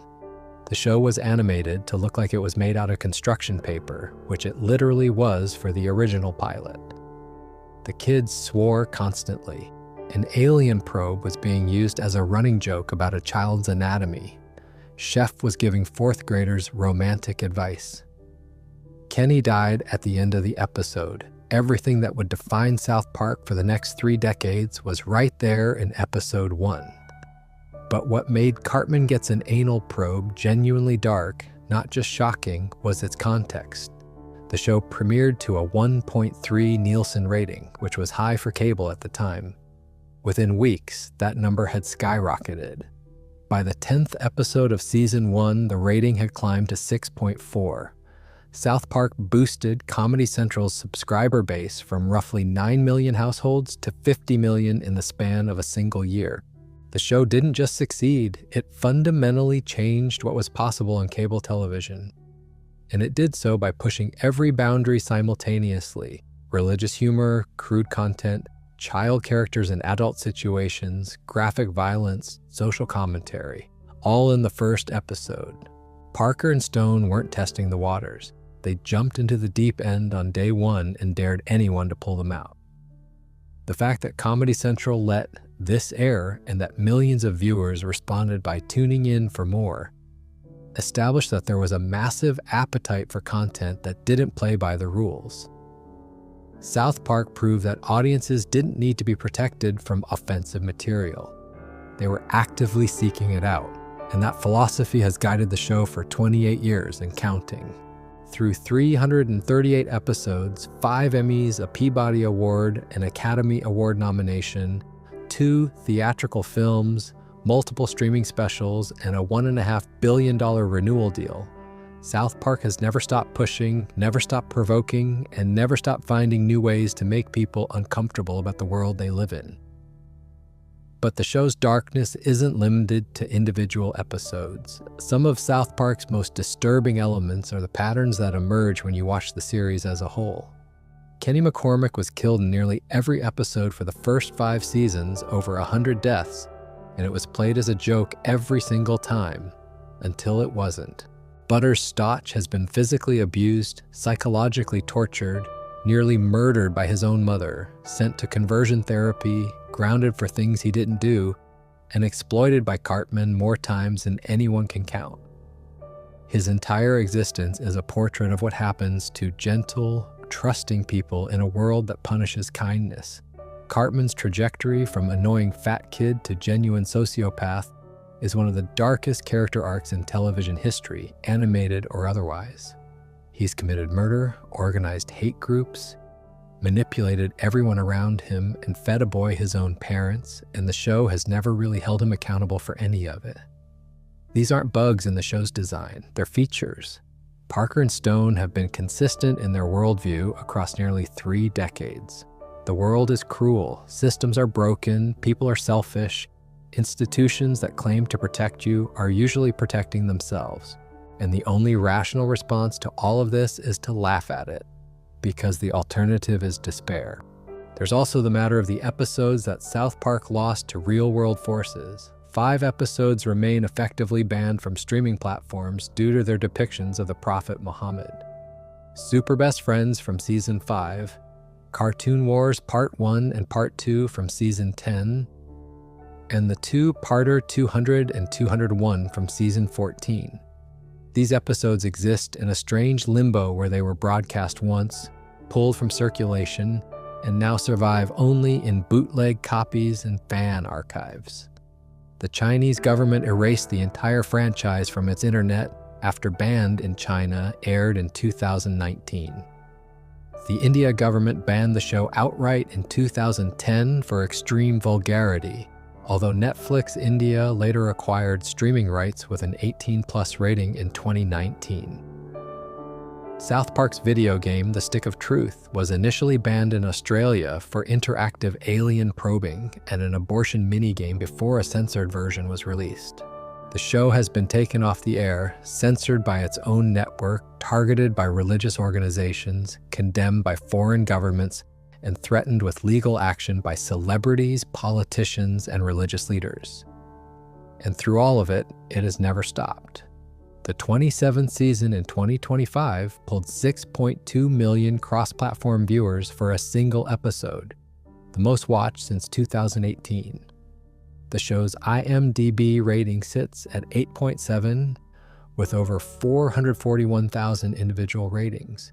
Critics and audiences agree that South Park isn't just surviving, it's somehow still relevant, still dangerous, and still finding ways to say things that nobody else on television is willing to say. The reason South Park works as a sleep video is the same reason it works as a show. The conversational pace of the storytelling, the detailed breakdown of plot and character, the constant escalation of stakes and revelations. It all creates a rhythm that pulls you in even as the content pushes the limits of what you'd expect from animation. You can close your eyes and listen to these stories unfold, letting the absurdity and the darkness wash over you in waves. And somewhere between Cartman's chili cook-off and Britney Spears' Harvest Sacrifice, the world fades out and the stories become dreams.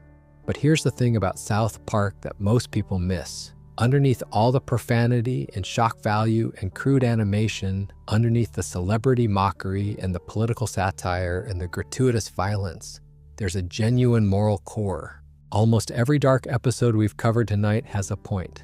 Scott Tenerman Must Die is about the dangers of humiliating someone who has nothing to lose. The Return of Chef is about how cults destroy the people you love. Britney's New Look is about how society consumes and destroys young women for entertainment. Dead Kids is about the horror of normalizing violence against children. Trapped in the Closet is about the power of satire against institutions that suppress criticism. Banned in China is about the price of standing up for free expression when staying silent would be more profitable. South Park isn't dark for the sake of being dark. It's dark because the world is dark. And sometimes a cartoon made of construction paper is the only thing brave enough to say so out loud. The show was created by 2 college students who made a short film about 4 foul-mouthed kids in a Colorado mountain town. That film became a cable television phenomenon. That phenomenon became a cultural institution. And that institution has spent nearly 30 years telling its audience the same thing in 100 different ways. The world is messed up, the people in charge don't care about you, and the only defense against the darkness is to laugh at it, learn from it, and never let anyone tell you what you're allowed to say. Trey Parker directs in nearly every episode himself. He's credited on 317 of the show's 338 episodes. He and Matt Stone write most of the material, oversee the animation, voice the majority of the characters, and manage to produce each episode in roughly 6 days, a production schedule that's unprecedented in animated television.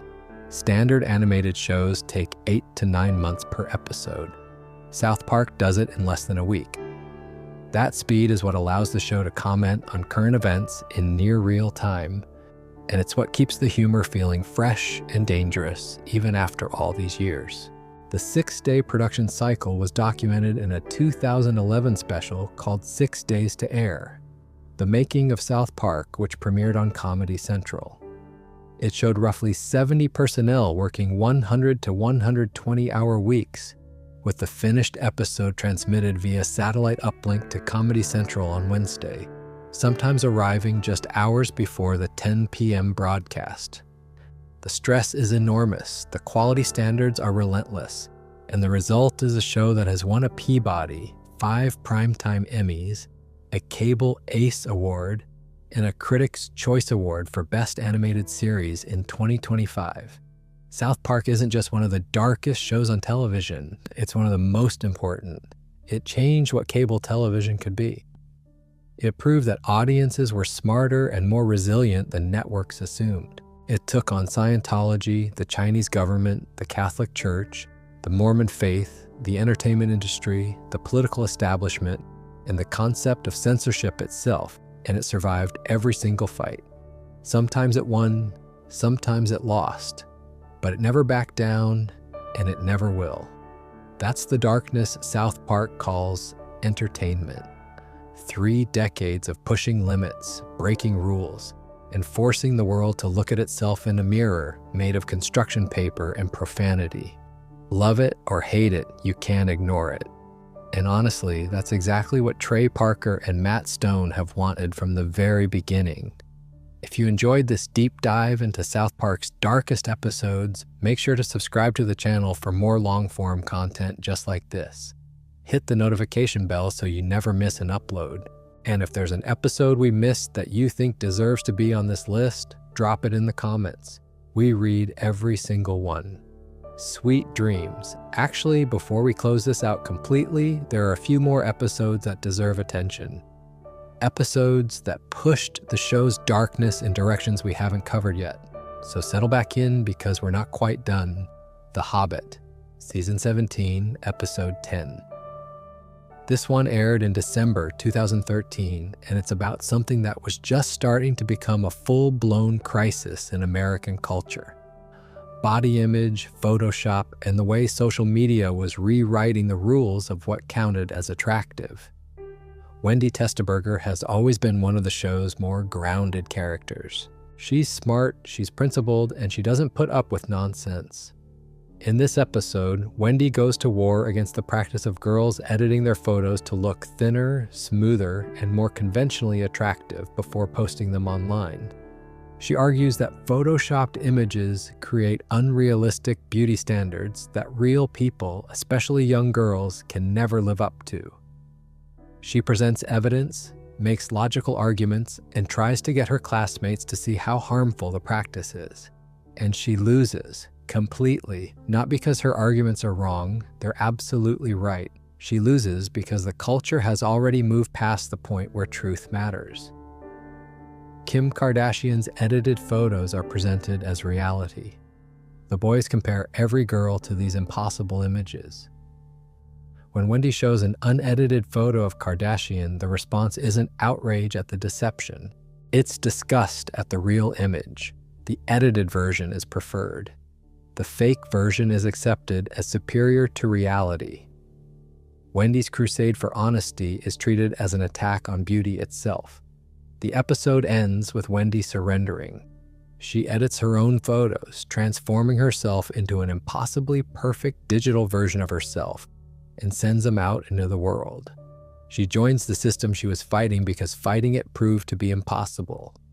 The final shot is Wendy sitting alone, looking at her phone, having compromised her principles because the alternative was social exile. What makes this episode so disturbing, especially in hindsight, is how accurately it predicted the next decade of social media culture. Instagram filters, Facetune, AI-generated beauty standards, the epidemic of body dysmorphia among young people. All of it. South Park saw it coming in 2013, showed exactly how and why it would happen, and nobody listened. Just like with Britney's new look, the show's satire turned out to be prophecy. Now let's talk about an episode that went after one of America's most cherished myths. The idea that everything works out for heroes, that good people get rewarded, and that the universe has a sense of justice. South Park destroyed that myth with an episode about a real person who deserved better and didn't get it. Margaritaville, Season 13, Episode 3. This one aired in March 2009, less than 6 months after the 2008 financial crisis had devastated the American economy. Lehman Brothers had collapsed. The housing market had imploded. Millions of people had lost their jobs, their homes, and their life savings. The government had responded with massive bank bailouts that protected the institutions responsible for the crisis while ordinary citizens suffered the consequences. America was angry, confused, and looking for someone to blame. South Park's response was to compare the entire economic system to a religion. Randy Marsh becomes convinced that the recession is a punishment from the economy, which he treats as a living deity that must be appeased through sacrifice and austerity. He leads the town in destroying their possessions and rejecting all forms of spending, arguing that the economy is angry and must be placated. The townspeople start wearing bed sheets and living in caves, treating economic recovery as a spiritual problem rather than a structural one. Meanwhile, Kyle discovers that the solution to the recession is simply for people to start spending money again. The economy isn't a god. It's a system. It doesn't have feelings or intentions. It responds to inputs and outputs. If people spend, the economy grows. If people hoard, the economy shrinks.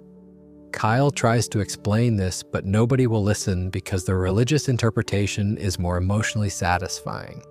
It's easier to believe the economy is punishing them for their sins than to accept that the system is broken and nobody is coming to fix it. The episode also takes direct aim at the bank bailouts.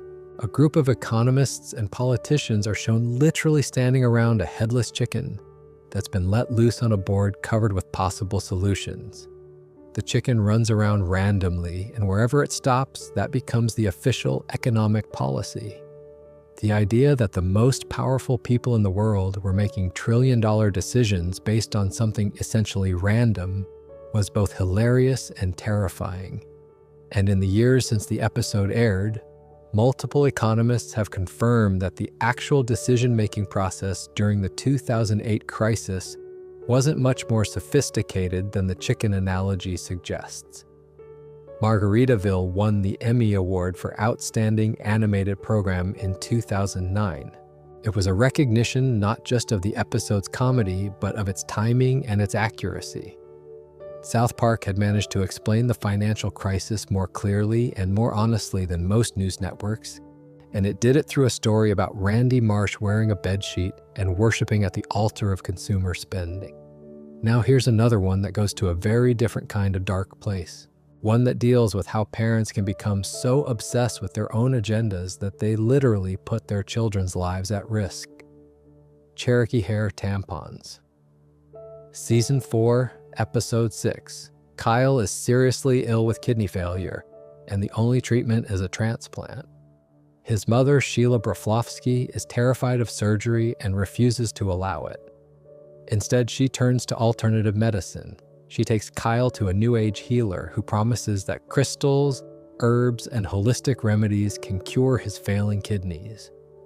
The healer has no medical training, no scientific evidence, and no real treatment to offer. But she tells Sheila what Sheila wants to hear, that Kyle can be cured without the scary, invasive surgery that doctors are recommending.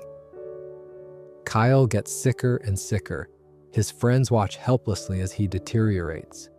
Stan tries to convince Sheila to let the doctors perform the transplant, but she won't listen.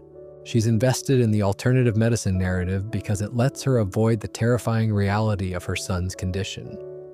Meanwhile, Cartman discovers that he's a kidney match for Kyle, which means he could save Kyle's life by donating a kidney. But Cartman refuses because it's Cartman, and helping someone would go against everything he stands for. The episode's real darkness isn't in Cartman's selfishness, which is predictable. It's in Sheila's choices. She's not a bad mother. She loves Kyle desperately.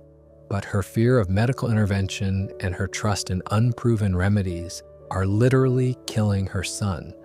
The show doesn't present alternative medicine as a harmless lifestyle choice.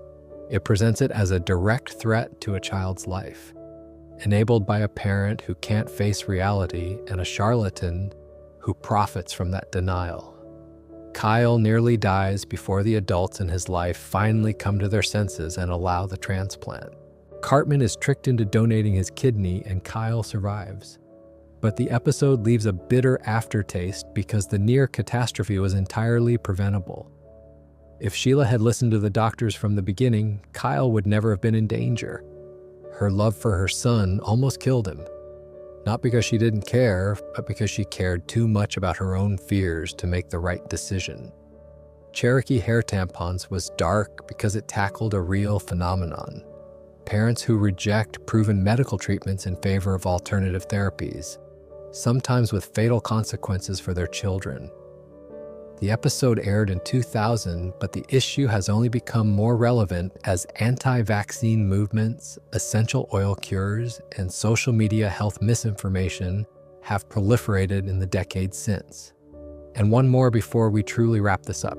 Because there's an episode that might be the purest distillation of everything South Park represents, an episode that combines social commentary, dark humor, genuine pathos, and the show's signature willingness to go places nobody else would dare. With apologies to Jesse Jackson. Season 11, Episode 1. Randy Marsh is on Wheel of Fortune. The category is People Who Annoy You. The letters on the board spell out N_GGERS. Randy, in front of a live national television audience, says the word that fits the letters. The actual answer was naggers, people who nag. But Randy said the racial slur on live TV, and his life immediately falls apart. The rest of the episode follows Randy dealing with the consequences of saying a word that cannot be unsaid.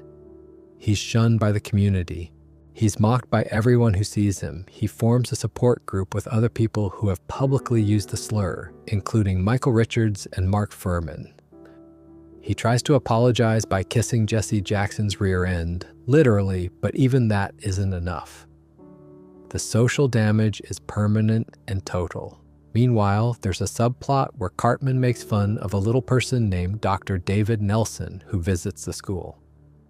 The parallel is intentional. Both Randy and Cartman have said things that hurt people. But the episode treats the two situations differently. Randy's use of the slur has consequences that follow him everywhere. Cartman's mockery of Dr. Nelson's size has no consequences at all, because society has decided that some forms of cruelty matter more than others. The episode's most powerful moment comes when Stan tries to understand why Kyle is so upset about the slur. Stan says he gets it. He says he understands why the word is hurtful. And Kyle's response is simple and devastating. No, you don't get it. You'll never get it. And that's okay. You don't have to get it. You just have to accept that you don't get it. That exchange resonated far beyond South Park's typical audience. It became one of the most cited moments in discussions about race and empathy. The idea that understanding isn't always possible, but acceptance of that gap is, was a more mature and nuanced statement about racial dynamics than most prestige dramas had managed in years of trying. South Park delivered it in a 22-minute episode where the inciting incident was a game show mistake, with apologies to Jesse. Jackson is dark because it doesn't offer easy answers or simple resolutions. Randy doesn't get fully redeemed. The word doesn't lose its power. The social dynamics that make some slurs devastating and others acceptable don't change. The episode just holds up the contradictions and asks the audience to sit with them, which is infinitely harder than providing a neat conclusion. And that, finally, is the end of our journey through the darkest episode South Park has ever produced. From Cartman's chili in Season 5 to the Chinese internet ban in Season 23. From Isaac Hayes leaving over Scientology to real death threats over cartoon depictions of religious figures. From conversion therapy camps to school shootings to celebrity sacrifices to financial crises to surveillance states, South Park has spent nearly 3 decades doing what no other show on television is willing to do, looking at the worst parts of humanity, the parts we'd rather not talk about, the parts we'd rather pretend don't exist, and saying them out loud in the crudest, funniest, most provocative way possible. Sleep well, and remember, if you ever start feeling like the world is too dark to deal with, just remember that somewhere in Culver City, California, Trey Parker and Matt Stone are working a 100-hour week to make sure you can laugh about it on Wednesday night. Thanks for watching, subscribe, hit the bell, and we'll see you in the next one.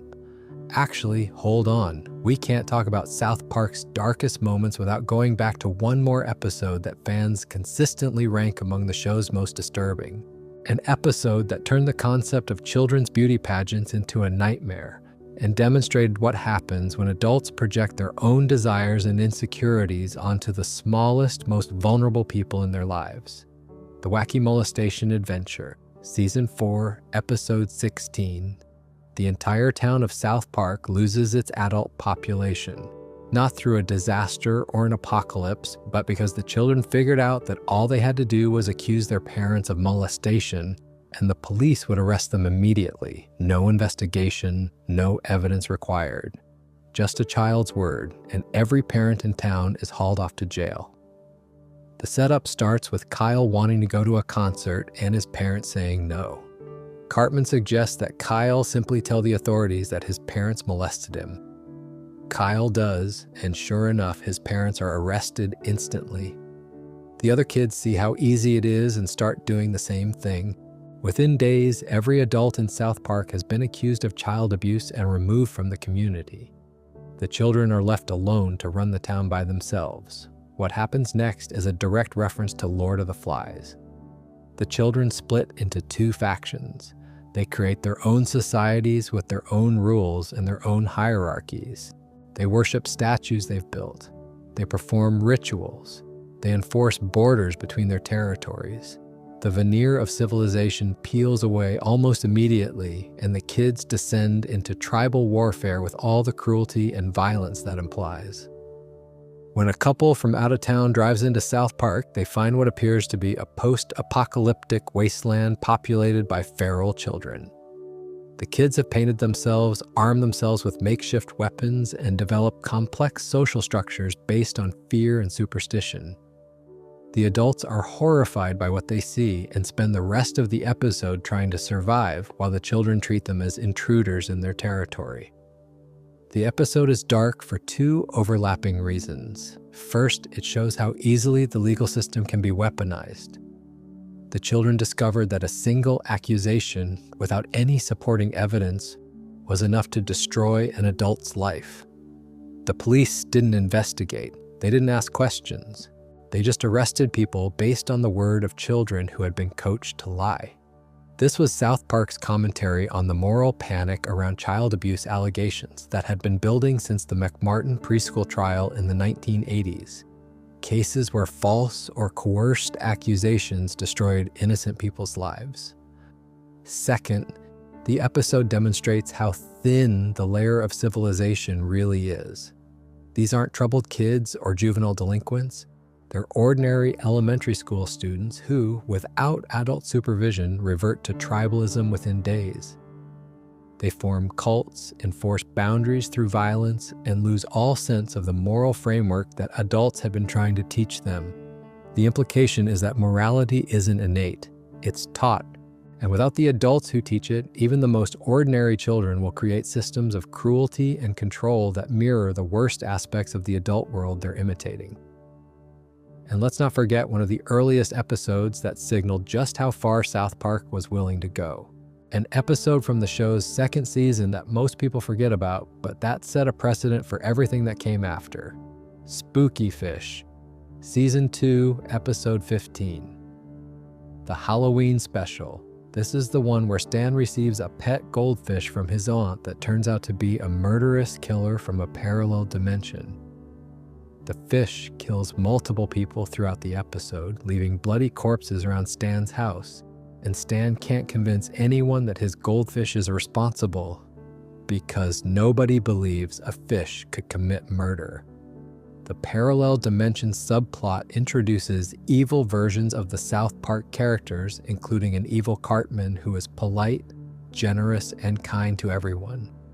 The joke is that Cartman's evil counterpart is actually a good person, because Cartman's normal state is already so terrible that his opposite would naturally be decent. When the two Cartmans meet, the real Cartman is disgusted by his polite counterpart and considers kindness to be a form of weakness and degeneracy. But the darkest element of this episode is Cartman's mother. Leanne Cartman discovers the bodies left by the killer fish, and, believing that Stan or one of the other boys committed the murders, she calmly begins burying the corpses in her backyard. She doesn't call the police. She doesn't confront anyone. She just starts digging graves and disposing of evidence, as if covering up murders is a routine household chore. The casualness with which she handles multiple dead bodies suggests that this might not be the first time she's dealt with this kind of situation, and the episode never explains or resolves that implication. Spooky Fish is relatively tame by later South Park standards, but it established an important principle early in the show's run. Darkness in South Park isn't always about shock value or extreme content. Sometimes the darkest moments are the quiet ones. A mother burying bodies without blinking, a goldfish murdering people in the night, an evil version of a character who turns out to be normal. The show learned early that the most disturbing things aren't always the loudest ones. Sometimes they're the things that happen in the background while everyone's focused on something else. And that brings us to one more that absolutely deserves its place on this list. One of the show's most controversial Season 12 entries that people still debate to this day. Breast Cancer Show Ever, Season 12, Episode 9. Wendy wants to give a presentation about breast cancer awareness at school. Cartman spends the entire build-up to her presentation making breast cancer jokes, derailing her efforts, and turning what should be a serious topic into a comedy show for his own amusement. Wendy finally snaps and challenges Cartman to a fight after school. The entire episode builds toward this fight. Cartman, who talks tough constantly, but has never actually had to back up his words against someone his own size, is terrified. He spends the whole day trying to avoid the fight. He begs the teachers to intervene. He tries to bribe Wendy. He offers to apologize. He does everything possible to escape the consequences of his behavior. But the fight happens, and Wendy destroys him. She beats Cartman so badly that he's lying in a puddle of his own blood, crying and begging her to stop. It's brutal and graphic and unrelenting. Wendy doesn't hold back. She punches, kicks, and pummels Cartman until he's barely conscious. And then she walks away, straightens her clothes, and calmly gives her breast cancer awareness presentation to a stunned audience. The episode is dark because it forces the audience to confront something uncomfortable. Cartman has been the show's beloved villain for over a decade. He's said and done terrible things, and the audience has laughed at all of it. But when someone finally holds him accountable through physical force, when someone beats him the way he's metaphorically beaten others for years, Violence is shocking and disturbing. The audience is suddenly uncomfortable watching Cartman suffer, even though he absolutely deserves it. The episode asks whether the audience has been enabling Cartman's behavior by laughing at it, the same way the other characters enable him by never standing up to him. Wendy's victory is righteous, but it's also violent, and the show doesn't let you feel purely good about it. You wanted Cartman to get what was coming to him, and now that it's happening, it turns out that what was coming to him is genuinely ugly. The episode forces you to sit with the contradiction between wanting justice and being disturbed by what justice actually looks like when it arrives. Now, for real this time. That's the end of our marathon through South Park's darkest corners. We've covered murderous children, banned episodes, real death threats, government censorship, body horror, conversion therapy, nuclear rhetoric, satanic animals, and a 9-year-old who fed a teenager his own parents. We've talked about how the show lost a cast member to Scientology, got banned in China, and survived every attempt to silence it for nearly 30 years. South Park premiered on August 13, 1997. It was made of construction paper. The pilot took 3 months to produce. Today, each episode is created in 6 days by a team of roughly 70 people. The show has earned 5 Emmy Awards, a Peabody Award for social commentary, a Critics' Choice Award, and a $1.5 billion deal that ensures it will continue through at least 2030. It holds an 8.7 on IMDb with over 441,000 ratings. Its highest rated episode, Scott Tenerman Must Die, sits at 9.6 out of 10, making it one of the highest rated individual episodes of any television series on the platform. Not bad for a show about 4 kids waiting at a bus stop. Thanks for watching, or listening, or falling asleep. However you experience this, we appreciate you being here.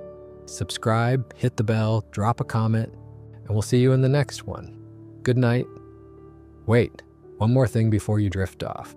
There are 2 more episodes that keep coming up in every darkest South Park conversation, and it wouldn't feel right to leave them out.